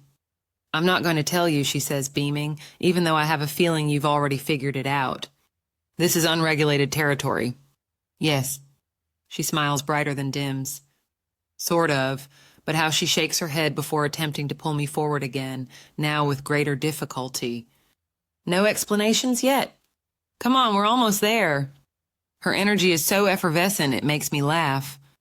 I watch her a moment as she struggles to move me, her effort not unlike that of a cartoon character. I imagine it must frustrate her not to be able to use her powers on me, but then I remind myself that Ella would never do something like that, even if she could. She'd never overpower me just to get what she wanted. That's not who she is. She is, and always has been, a better person than I will ever be. I take her in then, her eyes glinting in the sun, the wind tousling her hair. She is a vision of loveliness, her cheeks flushed with feeling and exertion. "Aaron!" she says, pretending to be mad. I don't think it's productive to tell her, but I find this adorable. When she finally lets go of my hand, she throws up her arms in defeat. I'm smiling as I tuck a wind-blown hair behind her ear. Her pretend anger dissipates quickly. "You really don't want to tell me anything about where we're going?" I ask. "Not a single thing." "I'm not allowed to ask even one clarifying question?" She shakes her head. "I see. And is there any particular reason why our destination is such a highly guarded secret?" "That was a question." "Right." I frown, squinting into the distance. "Yes." Ella puts her hands on her hips. "You're going to ask me another question, aren't you? I just want to know how Nuria managed to draw." unregulated territory into her protection. I'd also like to know why no one told me she had plans to do such a thing. And why, no, I can't answer those questions without spoiling the surprise. Ella blows out a breath, thinking, what if I promise to explain everything when we get there? How much longer until we get there? Aaron. Okay, I say, fighting back a laugh. Okay, no more questions. You swear? I swear. She makes an exclamation of delight before kissing me quickly on the cheek and then takes my hand again. This time I let her drag me forward, following her without another word onto an unmarked road. The street curves as we go, unwilling even now to reveal our destination. We ignore the sidewalks as cars aren't to be expected here, but it still feels strange to be walking down the center of a street, our feet following the faded yellow lines of another world, avoiding potholes as we go. There are more trees here than I expected, more green leaves and patches of living grass than I thought we'd find. These are vestiges of another time, still managing to survive somehow despite everything. The limp greenery seems to multiply the farther we walk. The half-bare trees planted on either side of the pock-marked road, clasping branches overhead to form an eerie tunnel around us. Sunlight shatters through the wooden webbing above, casting a kaleidoscope of light and shadow across our bodies. I know we must be getting close to our destination when Ella's energy changes, her emotions a jumble of joy and nerves. It's not long before the dead road finally opens up onto an expansive view and I come to a violent halt. This is a residential street just under a dozen houses, each several feet apart, separated by dead square lawns. My heart pounds wildly in my chest, but this is nothing I haven't seen before. It's a vision of a bygone era. These homes, like so many others on unregulated turf, are in various states of decay, succumbing to time and weather and neglect. Roofs collapsing, walls boarded up, windows broken, front doors hanging from their hinges, all of them half destroyed. It's like so many other neighborhoods around the continent, save one extraordinary difference. In the center is a home. Not a house, not a building, but a home, salvaged from the wreckage. It's been painted a simple, tasteful shade of white, not too white. Its walls and roof repaired. The front door and shutters a pale sage green. The sight gives me déjà vu. I'm reminded at once of another house of a different vintage. In a different place. Robin's egg blue. The difference between them, however, is somehow palpable. My parents' old house was little more than a graveyard. A museum of darkness. This house is bright with possibility. The windows big and brilliant and beyond them. People, familiar faces and bodies crowding together in the front room. If I strain, I can hear their muted voices. This must be some kind of dream. The lawn is in desperate need of water, the single tree in the front yard withering slowly in the sun. There's a duo of rusty garbage bins visible in a side alley where a surprised street cat languishes in a streak of sunlight. I can't recall the last time I saw a cat. I feel as if I've stepped into a time machine, into a vision of a future I was told I'd never have. Ella, I whisper, what did you do? She squeezes my hand. I hear her laugh. I turn slowly to face her. A wealth of feeling rising up inside me with a force so great it scares me. What is this? I ask, hardly able to speak. What am I looking at? Ella takes a deep breath. Exhaling as she clasps her hands together, she's nervous, I realize. This astonishes me. I had the idea a long time ago, she says. But it wasn't workable back then. I always wanted us to be able to reclaim these old neighborhoods. It always seemed like such a waste to lose them altogether. We're still going to have to demolish most of them because the majority are too far gone for repair, but that means we can redesign better too, and it means we can tie it all into the new infrastructure package, creating jobs for people. I've been in talks with our newly contracted city planner, by the way. She smiles tightly. I never got to tell you about that yesterday. We're hoping to rebuild these areas in phases, prioritizing the transplantation of the disabled and the elderly and those with special needs. The Reestablishment did everything it could to throw anyone they deemed unfit into the asylums, which means none of the compounds they built made provisions for the old or infirm or all the orphans. Which, I mean, of course you already know all this. She looks sharply away at that, hugging herself tightly. When she looks up again, I'm struck by the potency of her grief. I really don't think I've said thank you enough for all that you've done, she says, her voice breaking as she speaks. You have no idea how much it meant to me. Thank you so much. She throws herself into my arms and I hold her tight, still stunned into silence. I feel all her emotions at once, love and pain and fear. I realize. For the future, my heart is jackhammering in my chest. Ella has always been deeply concerned with the well-being of the asylum inmates. After reclaiming Sector 45, she and I would talk late into the night about her dreams for change. She often said the first thing she'd do after the fall of the Reestablishment would be to find a way to reopen and staff the old hospitals in anticipation of the immediate transfer of asylum residents. While Ella was in recovery, I launched this initiative personally. We've begun staffing the newly open hospitals, not only with reclaimed doctors and nurses from the compounds, but with supplies and soldiers from local sector headquarters all across the continent. The plan is to assess each asylum victim before deciding whether they need continued medical treatment and/or physical rehabilitation. Any healthy and able among them will be released back into the care of their living relatives or else found safe accommodations. Ella has thanked me for doing this 1,000 times, and each time, I've assured her that my efforts were nominal at best. Still, she refuses to believe me. There's no one in the whole world like you, she says, and I can practically feel her heart beating between us. I'm so grateful for you. These words cause me an acute pain, a kind of pleasure that makes it hard to breathe. I am nothing, I say to her. If I manage to be anything, it is only because of you. Don't say that, she says, hugging me tighter. Don't talk about yourself like that, it's true. I never would have been able to get things done so quickly for her if Ella hadn't already won over the military contingent, a feat managed almost entirely through rumor and gossip regarding her treatment of the soldiers from my old sector. During her brief tenure in 45, Ella gave soldiers leave to reunite with their families, allocated those with children larger rations, and removed execution as a punishment for any infraction, minor or major. She regularly shrugs off these changes as if they were nothing. To her, they were casual declarations made over a meal, a young woman waving a fork around as she raged against the fundamental dignities denied our soldiers. But these changes were radical.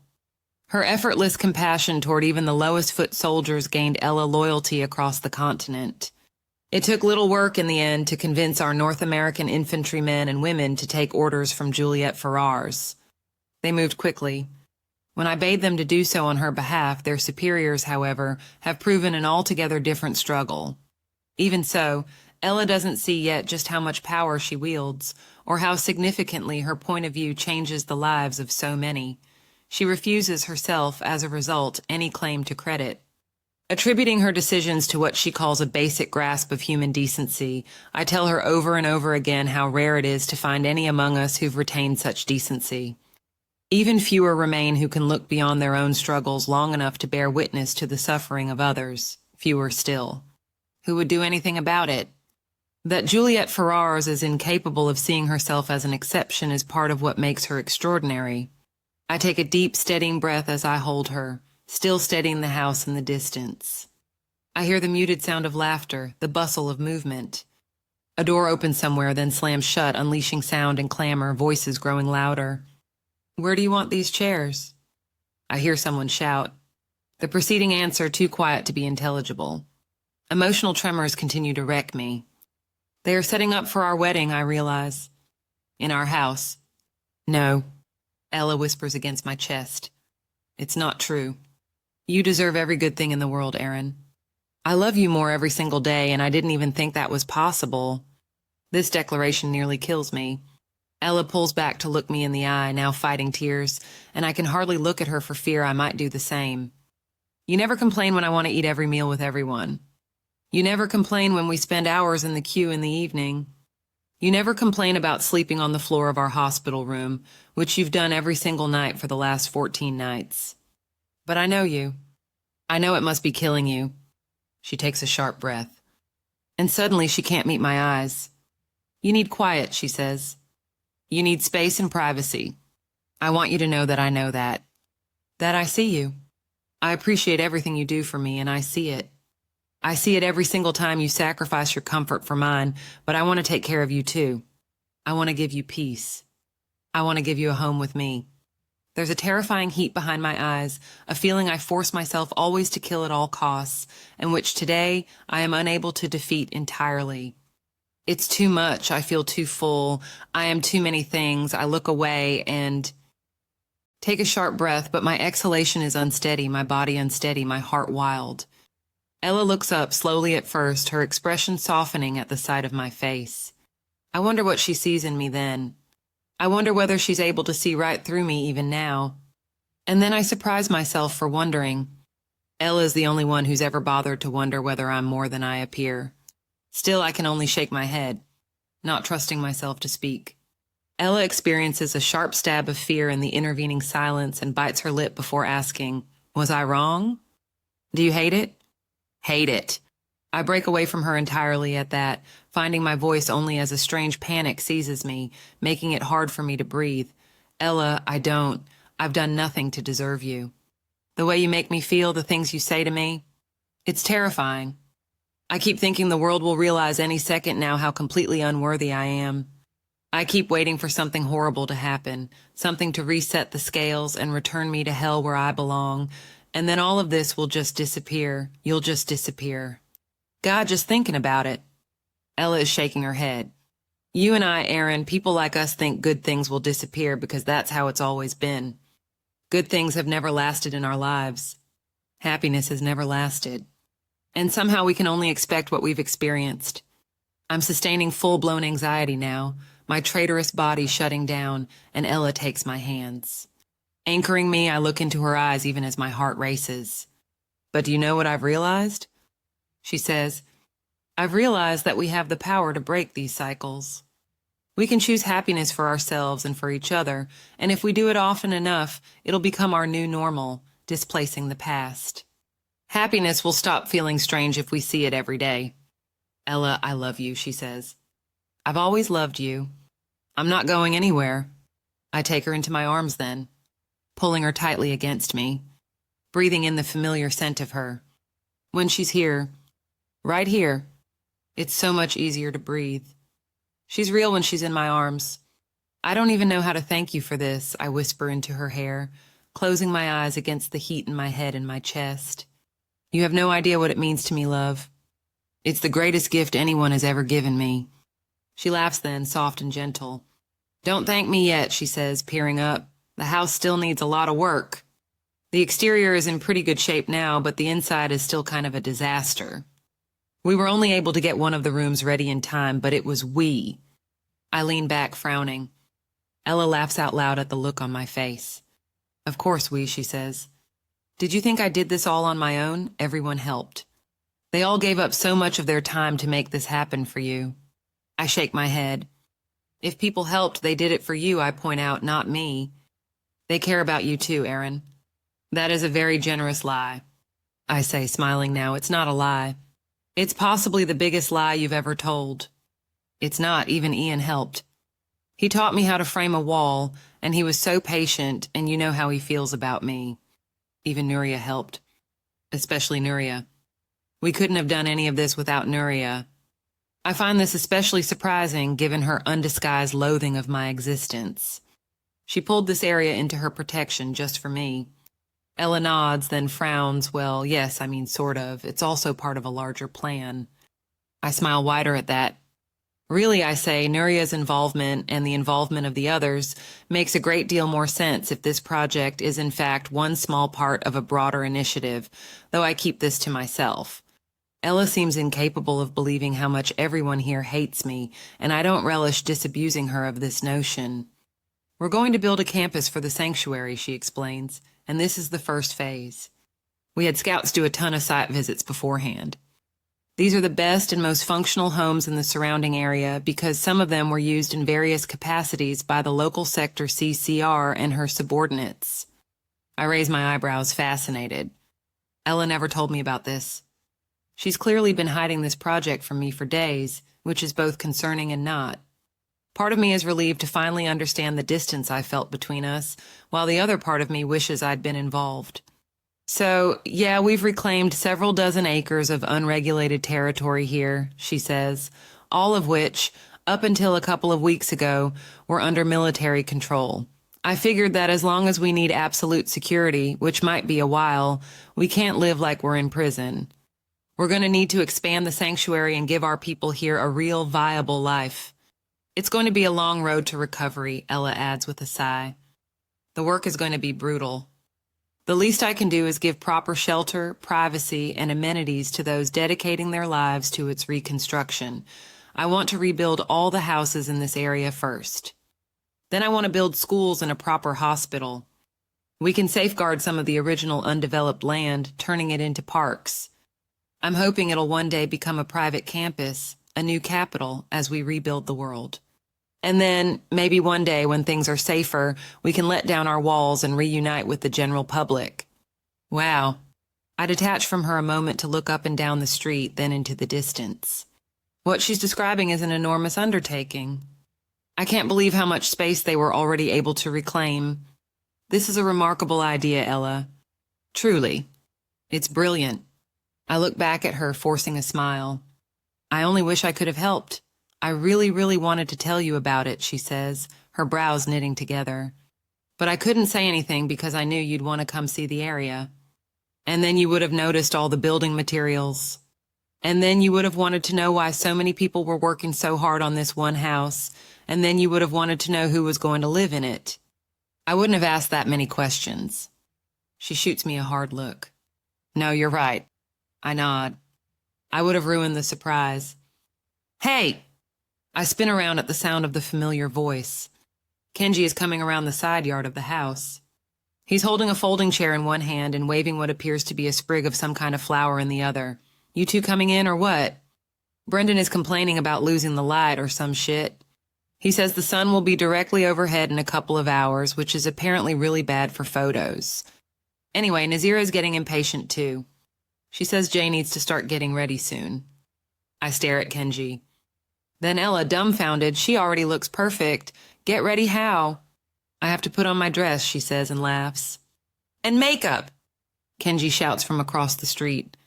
Nazira and Aaliyah say they need to do her makeup. And something about her hair. I stiffen. You have a dress? But I thought. Ella kisses me on the cheek, cutting me off. Okay, there might be a few more surprises left in the day. I'm not sure my heart can handle any more surprises, love. How's this for a surprise? Kenji says, leaning against the folding chair. This beautiful piece of shit right here? He gestures at the dilapidated house next door. This one's mine. That wipes the smile off my face. That's right, buddy. Kenji is grinning now. We're going to be neighbors. 12. Ella is soon whisked away by a tornado of women, Nazira, Alia, and Lily, who come charging out the door in a swarm, enveloping her in their depths before I've even had a chance to say a proper goodbye.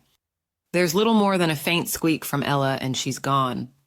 I find myself standing alone in front of what I'm still processing as my own home, my mind spinning, heart racing when Kenji walks over to me. Come on, man, he says, still smiling. You've got stuff to do, too. I look at him. What kind of stuff? Well, first of all, this is for you, he says, offering me the small sprig I noticed in his hand earlier. It's for your lapel. It's like I know what a boutonniere is, I say stiffly. I accept the small spray, examining it now with surprise. It's a single gardenia nestled against a tasteful arrangement of its own glossy leaves. The stem's tied up with a bit of black ribbon, struck through with a pin. The bundle is elegant and shockingly fragrant. Gardenias are, in fact, one of my favorite flowers. I look up at Kenji then, unable to hide my confusion. He shrugs. Don't look at me, bro. I have no idea what kind of flower that is. Jay just told me what she wanted. Wait. I frown at that, more confused by the moment. You did this? I just did what she asked me to do, okay? He says, putting up his hands. So if you hate the flower, you should talk to your fiancé because it's not my fault. But where did this flower come from? I saw people with flowers earlier too, and I didn't understand where. Oh. Genji drops his hands. He stares at me a moment before saying the old sector headquarters. You remember how you guys always had these rare flower arrangements at 45? We never knew where or how they were being sourced, but everyone always thought it was strange that the HQ could get fancy orchids or whatever, while civilians couldn't get their hands on much more than dandelions. Anyway, it was Juliette's idea, actually. She recommended we track down the flower guy who used to carry out orders for the Reestablishment in this area. He helped us get everything we needed. But the flowers weren't delivered until late last night. Another reason why Jay wanted to postpone. Right. I'm stunned. Of course, my astonishment has nothing to do with discovering that Ella is just as impressive and resourceful as I've always known her to be. No, I'm simply incapable of believing anyone would go to such lengths for me. I'm still reeling a bit as I attempt to pin the flower to my sweater when Kenji holds up a hand again. Don't do that just yet. He says, come on, why? Because, man, we still have things to do. He turns as if to go, but I remain rooted to the ground. What kinds of things? I ask. You know, he makes an indecipherable gesture, frowning at me. Wedding things? I feel myself tense. If the purpose of my question has not yet been made evident to you, Kishimoto, allow me to be crystal clear now. I am asking you to be specific. He laughs at that. Do you ever do anything anyone asks you to do without first asking a million questions? No, right. He laughs again. Okay. Well, Jay is probably going to be getting her hair and makeup done for a little while, which means you can help us finish setting up in the backyard. But first, Winston has a surprise for you. No, thank you. Kenji blinks. What do you mean, no thank you? I don't want any more surprises, I say, my chest constricting at the very thought. I can't take any more surprises. Listen, I can honestly understand what you might be feeling right now. He sighs. Your head is probably spinning. I tried to tell her. I told her it wasn't a good idea to spring a wedding on a person, but whatever. She just does her own thing. Anyway, this is a good surprise. I promise. Plus, I can give you a little tour of your new place. It's this last line that uproots me from where I stand. There's a short set of steps leading up to the house, and I take them slowly, my heart pounding nervously as I look around. There's a sizable front porch with freshly painted beams and railings, a decent area to set up a table and chairs when the weather's nice. The large windows flanking the front door are accented with what appear to be functioning pale sage green shutters. The front door painted to match. Slowly I push open this door, which has been left ajar, crossing the threshold now with even greater trepidation. The wood floor underfoot creaks as I step into the front hall, the clamor and commotion of the room coming to a sudden eerie halt as I enter. Everyone turns to look at me. The drumbeat in my chest pounds harder and I feel for a moment. Afloat in this sea of uncertainty, I'm lost for words, having never been prepared in all my life to deal with such a strange scenario. I try to think then of what Ella would do. Thank you, I say into the silence, for everything. The crowd erupts into whoops and cheers at that, the tension gone in an instant. People shout congratulations into the din, and as my nerves begin to relax, I'm better able to make out their individual faces. Some I recognize, others I don't. Adam is the first to wave at me from a distant corner, and I notice then that he's got his free arm wrapped around the waist of a young woman with blonde hair. Alia. I remember her name. She's a painfully quiet girl, one of the troupe who collected Ella earlier, and one of Winston's friends. Today she seems unusually bright and happy. So does Adam. I nod at him in response, and he smiles before turning away to whisper something in Alia's ear. James appears then, almost out of nowhere, tapping Adam on the arm aggressively, after which the three of them engage in a brief, quiet discussion that ends with Alia nodding fervently. She kisses Adam on the cheek, before disappearing into a room just down the hall, and I stare at the door of this room long after she's closed it. Ella must be in there. For what feels like a dangerously long time, I feel paralyzed in place, studying the imperfect walls and windows of a home that is mine, that will be mine today, tonight, tomorrow. I can't believe it. I could kiss its rotting floor. Follow me, Kenji says, his voice stirring me from my stupor. He leads me through the small house as if he's walked these paths 100 times, and I realize then that he has. All these days he's been working on this project. For Ella. For me. I experience a sharp, distracting stab of guilt. Hello? Kenji waves a hand in front of my face. You want to see the kitchen or no? I mean, I don't really recommend it because the kitchen probably needs the most work, but hey, it's your house. I don't need to see the kitchen. Great, then we'll just get right to it. Winston first, then the backyard. Sound good? You never seem to have a problem working in a suit, so I don't think it'll be a problem for you today either. I sigh. I have no problem assisting with manual labor, Kishimoto. In fact, I would have been happy to do so earlier. Great. Well, that's what we like to hear. Kenji slaps me on the back, and I grit my teeth to keep from killing him. All right, he says, so I'm not going to torture you with any more unknowns because I don't think you actually like surprises. I also think you're probably the kind of guy who likes to be able to pre-visualize stuff, helps manage the anxiety of not knowing things, so I'm going to walk you through this step by step. Sound good? I come to a sudden stop, staring at Kenji like I've never seen him before. What? What do you mean, how did you know that I don't like surprises, bro? You're forgetting that I watched you have an actual panic attack. He taps his head. I know some things, okay? I narrow my eyes at him. Okay. Well, he clears his throat. There's also this doctor we're working with now, one of the ladies leading the exit evaluations for the asylum residents. And she's like crazy smart.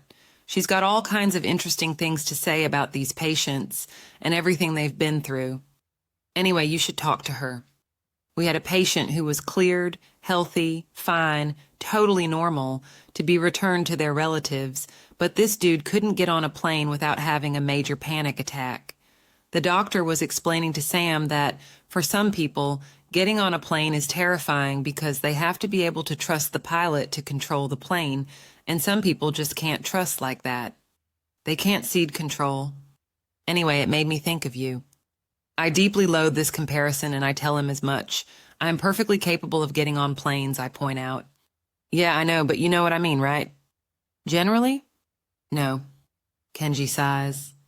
I'm just saying that I think it probably helps you to know exactly what's going to happen next. You like being in control. You don't like not knowing things. You probably like to imagine things in your head before they happen. You had a single conversation with the doctor, and now you think you're capable of psychoanalyzing me?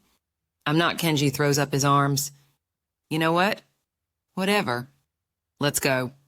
Winston's waiting. Wait. Kenji looks up at me. Irritation written all over his features. What? There might be a small grain of truth in what you said. A very, very small grain. I knew it, he says, pointing at me. I told her too. I was like, wow, you should really talk to this one guy we know. He could use a lot of help working through some you didn't. A muscle jumps in my jaw. Tell me you didn't actually say that to her. I did too say that to her. She was a smart lady, and I think she might have some really interesting things to say to you.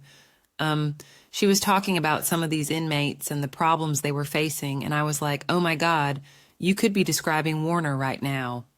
I see, I say and nod. I should just kill you here, shouldn't I? In my own house? On my wedding day. It could be your gift to me. This! Right here. He throws out his arms. This is a perfect example.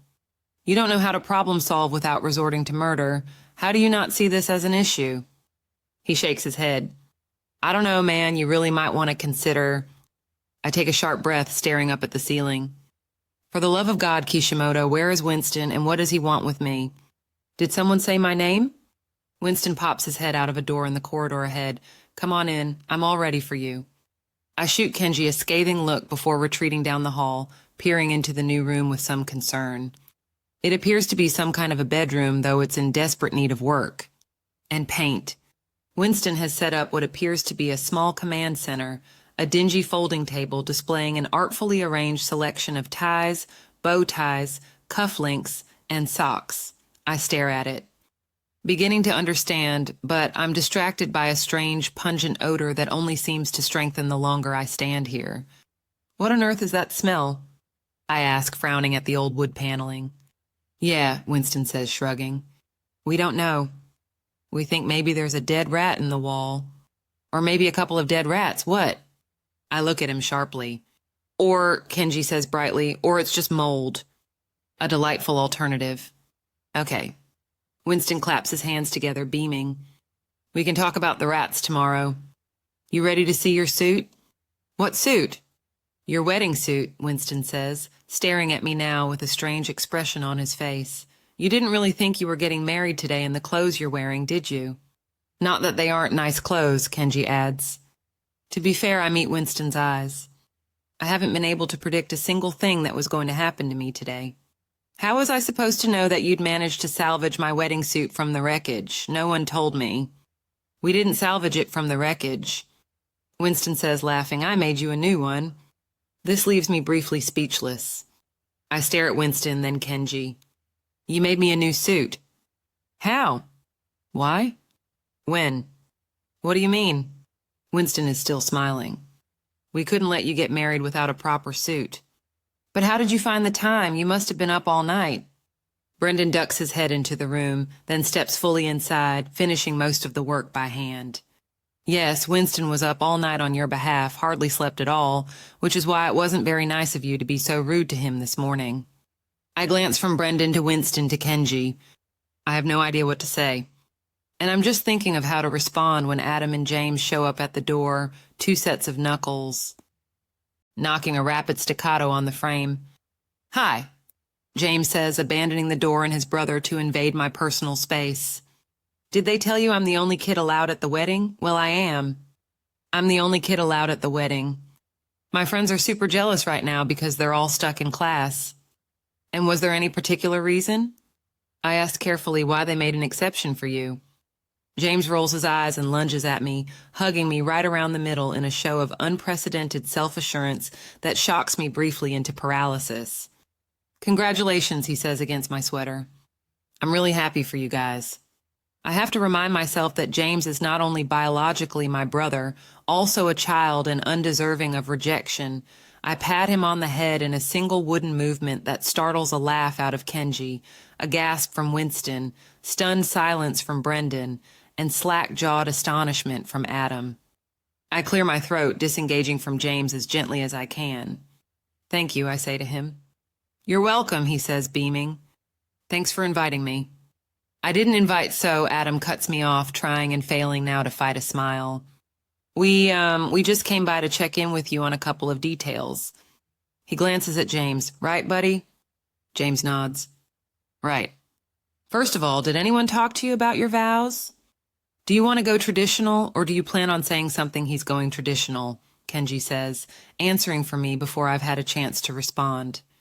I already told Castle. He turns to face me. Castle is doing the ceremony, by the way. You know that, right? No, I say, staring at him. I did not know that. But what makes you think I don't want to write my own vows? He shrugs. He nods. You don't strike me as the kind of guy who likes to get up in front of a crowd and shoot from the heart. But I'm happy to be wrong, he says. If you want to write your own vow, stand in front of a ton of people, most of whom you hardly know, and tell Juliette her face reminds you of a sunrise. No problem. Castle is flexible. I would rather impale myself on a pike. Yeah. Kenji grins. That's what I thought. Kenji turns away to ask Adam a question, something about ceremony logistics, and I study the back of his head confused. How, I want to ask, how did you know? Winston unfolds a garment bag, hangs it on a nearby door, and unzips the length of it while Brendan unearths a box of shoes from a dingy closet. Adam says, okay, I still have a few questions for Warner, but I need to confirm with Castle about the vow, so we'll be right back, and I'll find out about the music, and I feel as if I've stepped into a strange, alternate reality, into a world where I didn't think I'd ever belong. I could never have anticipated that somehow, somewhere along this tumultuous path, I'd acquired friends. 13. The backyard is a modest rectangle of scorched land, the sparse and parched grass nicely obscured by a selection of time-worn wooden folding chairs, the arrangement parted down the middle by an artificial aisle, all of which face a hand-wrought wedding arch. 2 thick, 10-foot cylindrical wooden stakes have been hammered into the ground, the 5 feet of empty space between them bridged at the top by a raw, severed tree limb, the joints bound together by rope. This crudely constructed bower is decorated with a robust selection of colorful wildflowers. Leaves and petals flutter in the gentle breeze, infusing the early morning air with their combined fragrance. The scene is at once simple and breathtaking, and I am immobilized by the sight of it. I'm in a perfectly tailored dark green three-piece suit with a white shirt and black tie.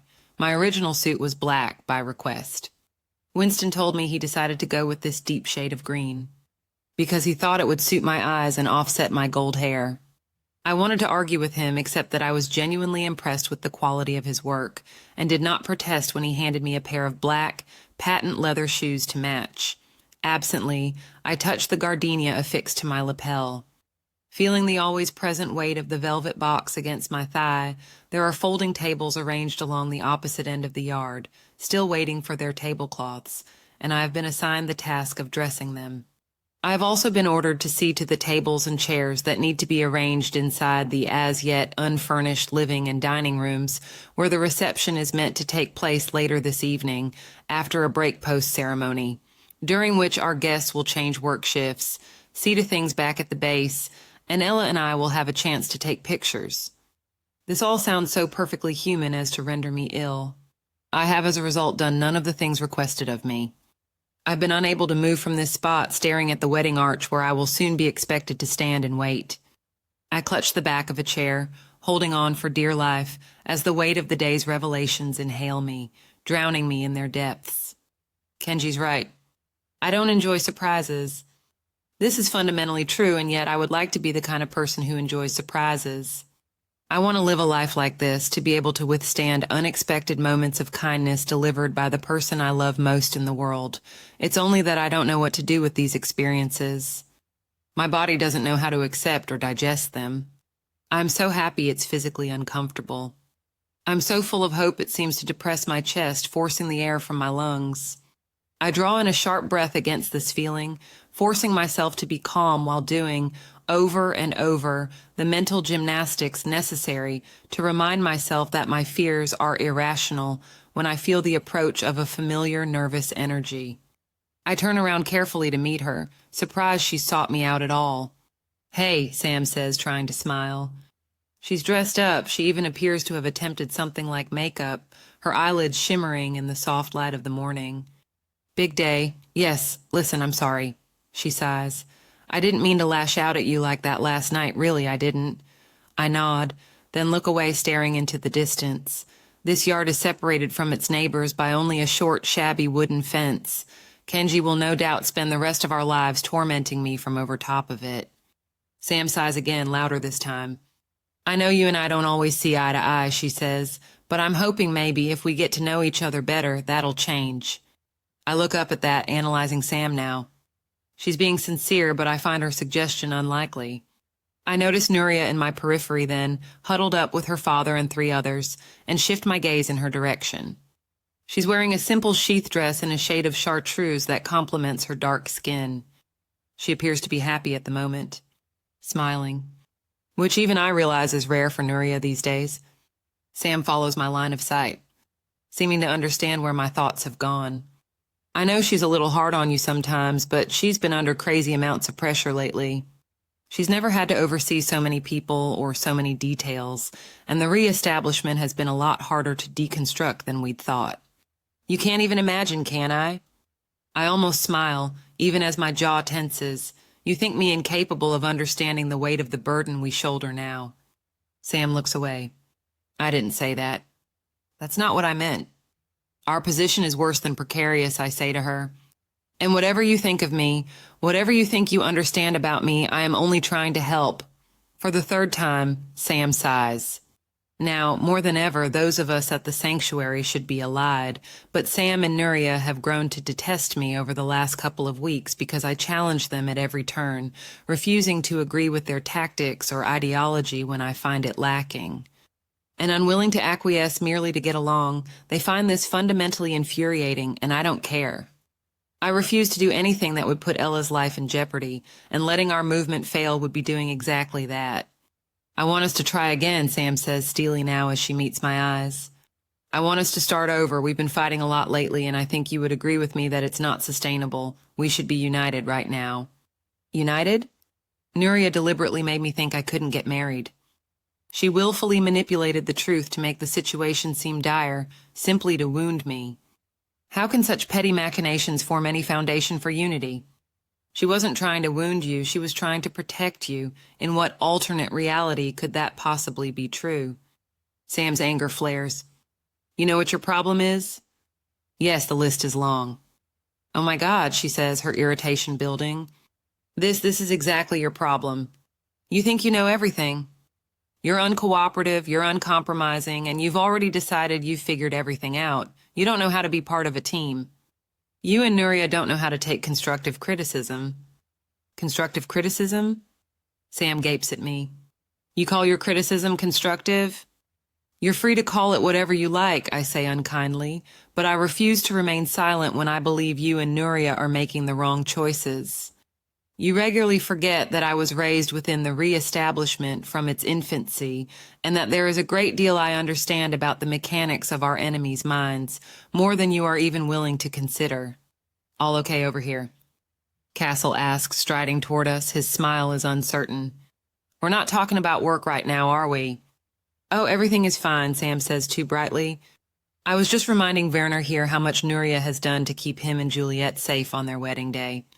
An event I think we all agree would render them both most vulnerable to an outside threat. I go suddenly still. Well, yes, Castle says, confused. Of course you already know that, though, don't you, Mr. Warner? News of your impending nuptials was beginning to spread, and we feared the possible repercussions for both you and Miss Ferrars on such a joyous day. I'm still staring at Sam when I say quietly, that's why you all lied to me yesterday. Nuria thought it was imperative that we convince you, Sam says stiffly, more than anyone else, that you wouldn't be getting married today. The Supreme kids knew about the wedding before they left, and Nuria worried that even a whiff of an exchange on the subject yesterday might be intercepted in your daily communications, which we wanted to make certain you carried out as normal. The notifications Juliette sent out last night were done in code.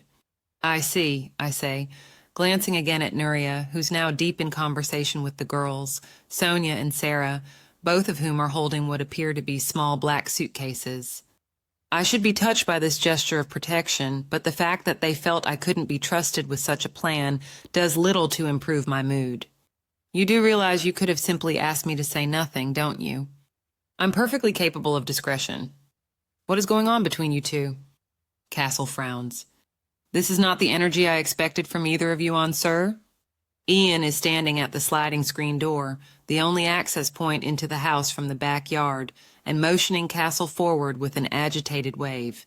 Can you come here, please, now? Castle frowns, then glances between myself and Sam. There will be plenty of time to discuss unpleasant matters later, do you understand?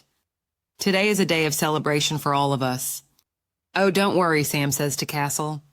Everything will be fine, right, Warner? Perhaps I say, holding her gaze.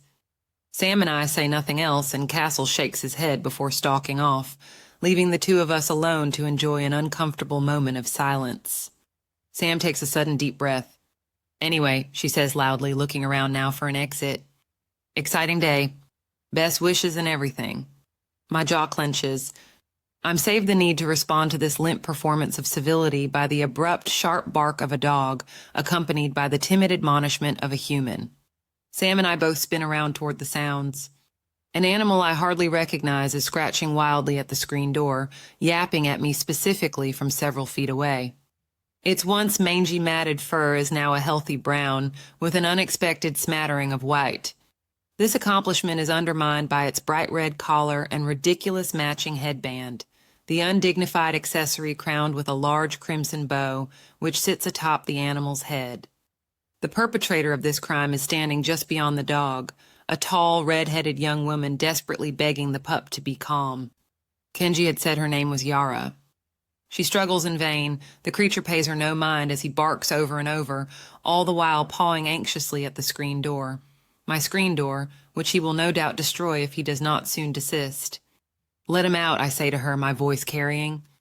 The young woman startles at that, quickly fumbling now to unlatch the screen door. When she finally manages to slide the panel open, the animal all but lunges through the doorway, yanking her along with him. Beside me, Sam makes a poorly muffled sound of disgust. I didn't realize you hated animals, I say without looking at her.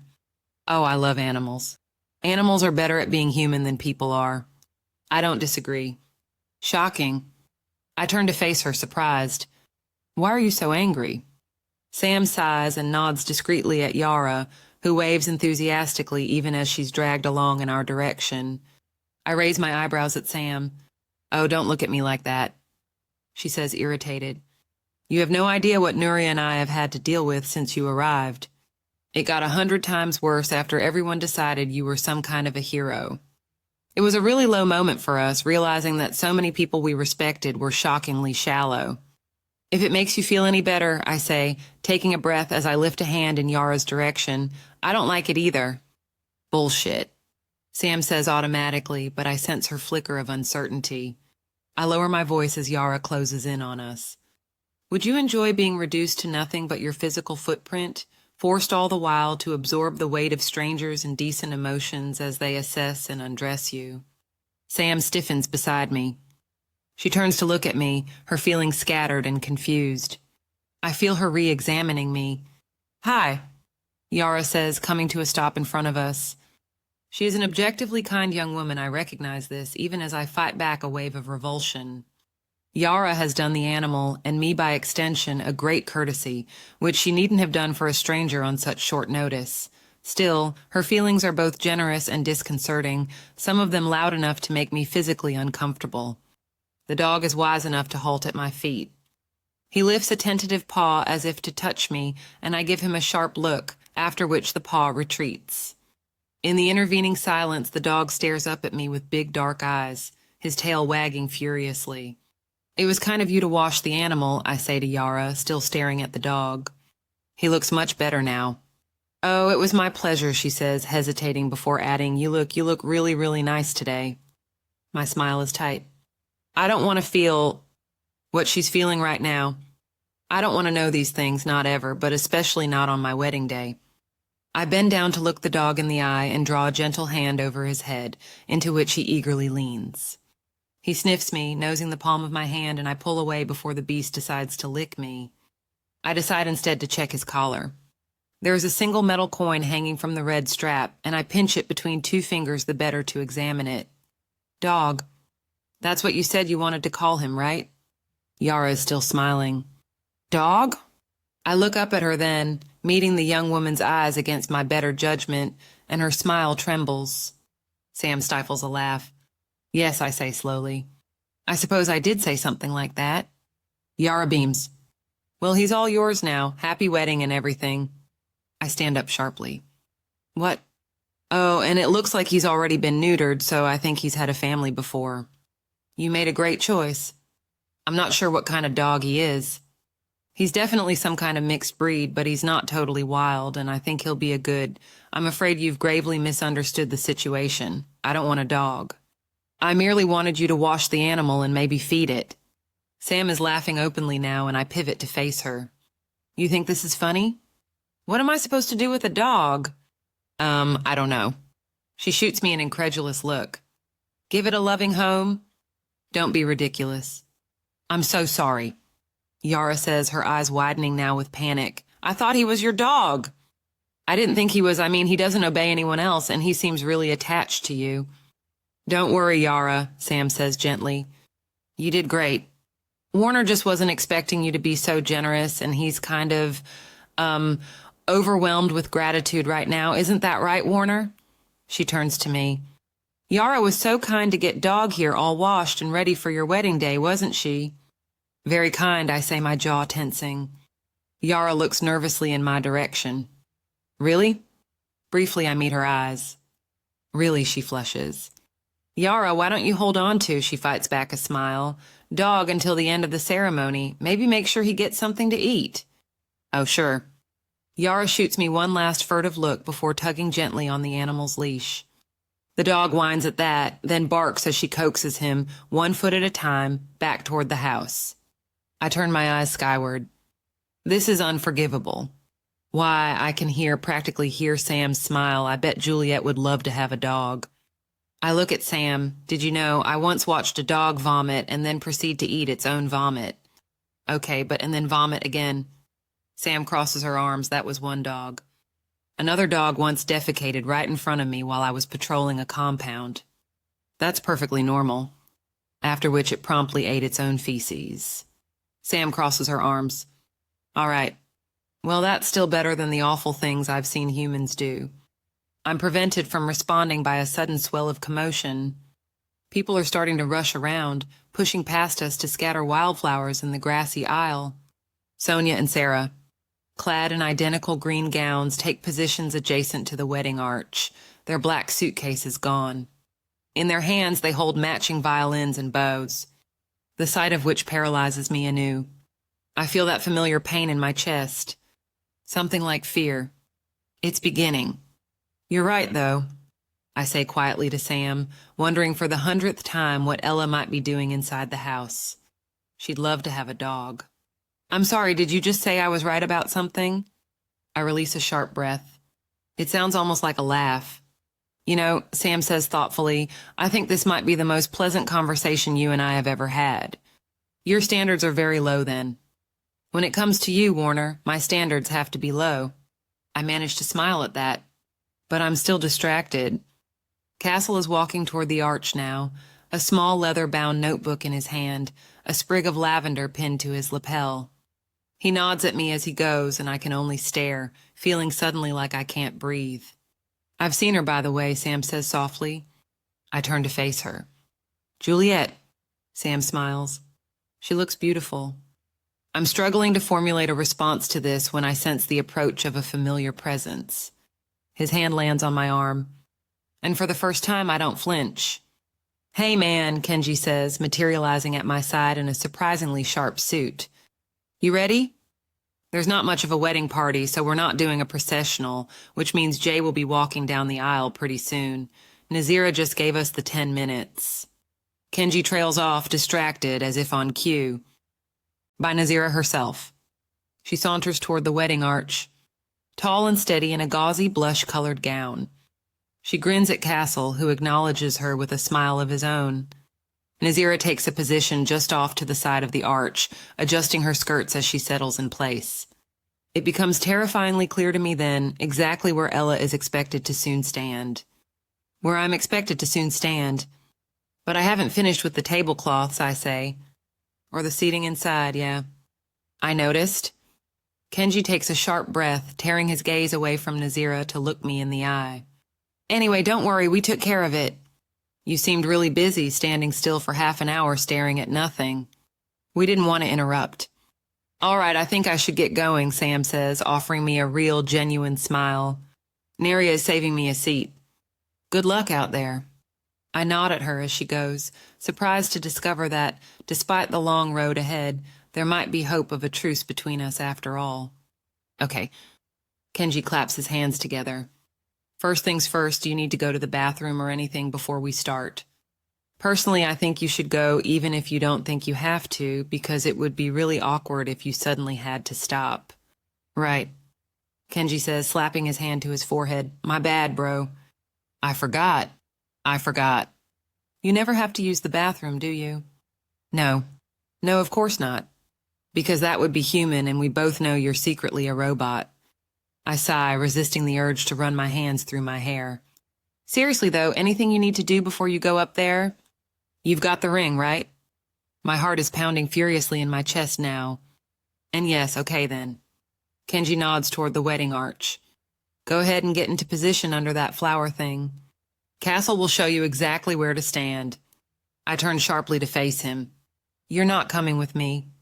Kenji goes stock still at that. His mouth slightly agape. I realize a moment too late. Exactly what I've just suggested. And still I can't bring myself to retract the question. And I can't explain why. Right now it doesn't seem to matter. Right now I can't quite feel my legs. Kenji, to his credit, does not laugh in my face. Instead, his expression relaxes by micrometers, his dark eyes assessing me in that careful way I detest. Yeah, he says finally. Of course I'm coming with you. 14. Sunlight glances off my eyes, the glare shifting, flickering through a webbing of bare branches as a gentle breeze moves through the yard, fluttering leaves and skirts and flower petals. The scent of the gardenia affixed to my lapel wafts upward, filling my head with a heady perfume as the sharp collar of my shirt scrapes against my neck, my tie too tight. I clasp my hands in front of me to keep from adjusting it. My palms brushing against the wool of my suit, the fabric soft and lightweight, and still somehow abrasive, suffocating me as I stand here in stiff shoes, sinking slowly into dead grass, staring out at a sea of people, come to bear witness to what might be one of the most publicly vulnerable moments of my life. I can't seem to breathe. I can't seem to make out their faces, but I can feel them, the individual emotional capsules that make up the members of this audience, the collective frenzy of their thoughts and feelings, overwhelming me in a breathtaking crush that crowds my already chaotic thoughts. I feel myself begin to panic, my heart rate increasing rapidly, as I try to digest this noise, to tune out the barrage of other people's nervousness and excitement. It's a struggle even to hear myself think, to unearth my own consciousness. I try desperately to find an anchor in this madness. It is nearly impossible. Sonia and Sarah lift their violins. Sharing a glance before one of the sisters, Sonia takes the lead, launching into the opening of Pachelbel's canon, and Sarah soon accompanies her, and the evocative, heart-wrenching notes fill the air, igniting in my chest a flare of emotion that only intensifies my apprehension, pulling my nerves taut to a painful degree. I swallow hard. My pulse racing dangerously fast, my hands seem to spark and fade with feeling, prickling hot and cold, and I flex them into fists. "Hey man," Kenji whispers beside me. "You all right?" I shake my head an inch. "What's wrong?" I can feel Kenji studying my face. "Oh shit, are you having a panic attack?" "Not yet," I manage to say. I close my eyes, try to breathe. It's too loud in here. The music? The people. Okay. Shit. So you can, feel everything they're feeling right now? Right. Shit. Of course you can. Okay. All right. What should I do? You want me to talk to you? How about I just talk to you? Why don't you just focus on me? On the sound of my voice. I don't know if that will work, I say, taking a shaky breath, but I can try. Cool. Okay. First of all, open your eyes. Juliette is going to walk out in a couple of minutes and you won't want to miss it. Her dress is awesome. He whispers this, his voice altered just enough that I can tell he's trying not to move his lips. I'm not supposed to tell you anything about it because, it's supposed to be a surprise, but whatever. We're throwing surprises out the window right now because this is an emergency. And I have a feeling that once you see her, your brain will do that creepy, super focused thing it always does, like when you ignore literally everyone around you. And then you'll start feeling better because, yeah.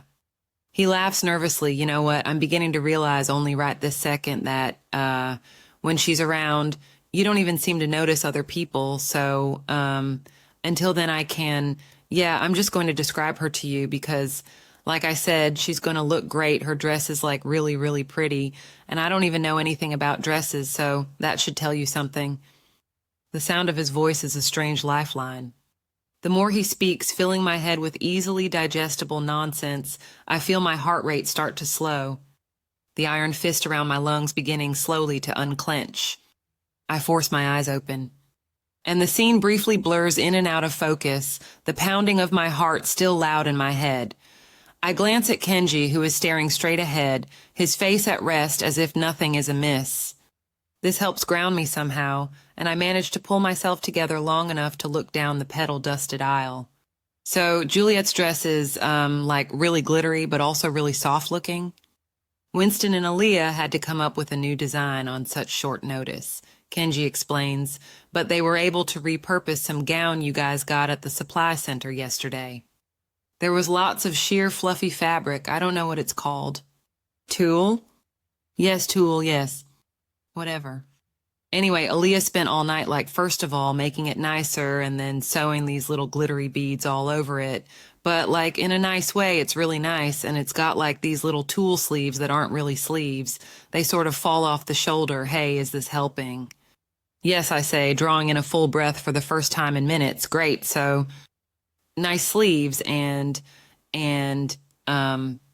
it's got a long, fluffy skirt. Okay, yeah, I'm sorry, bro, but I'm kind of out of descriptions for Juliette's dress, but, oh, hey, here's a fun fact. Did you know that Sonia and Sarah used to be like young virtuosos way back in the day, pre-Reestablishment? No, yeah. Yeah, so they started playing violin when they were fresh out of diapers. Pretty cool, huh? Nazira helped us confiscate the violins they're using today from old Reestablishment holdings. They're playing this song from memory. I don't know what it's called, but I'm pretty sure it's something fancy from some old dead dude. Of course you know what it's called, I say, still staring straight ahead. Everyone knows it. I don't know it. This is the work of German composer Johann Pachelbel, I explained, struggling not to frown. It's often called Pachelbel's Canon in D because it was meant to be played in the key of D major. Do you know nothing about music? I don't even know what the hell you just said. How can you all right? Shut up. No one cares. The music is changing, do you hear that? When it goes high like that, that means she's going to come out any second now. The audience rises almost at once. A rush of breaths and bodies clambering to their feet, craning their necks, and for a moment I can't see her at all. And then suddenly I do. Relief hits me like a gust, leaving me so suddenly unsteady I worry for a moment that I might not make it. Ella looks spun from gossamer, glowing as she glitters in the soft light. Her gown has a corseted, glimmering bodice that flows into a soft, decadent skirt.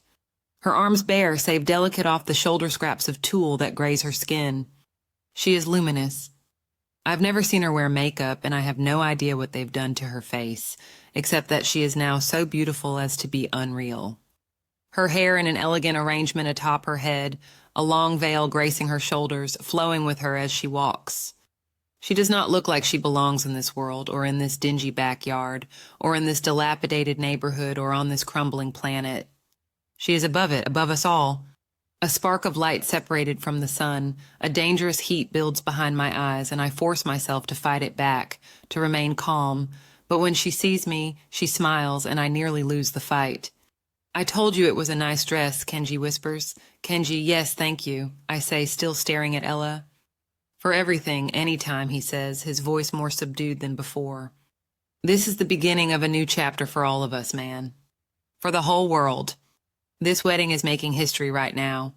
You know that, right? Nothing is ever going to be the same. Ella glides toward me, nearly within reach. I feel my heart pounding in my chest, happiness threatening to destroy me. I'm smiling now. Smiling.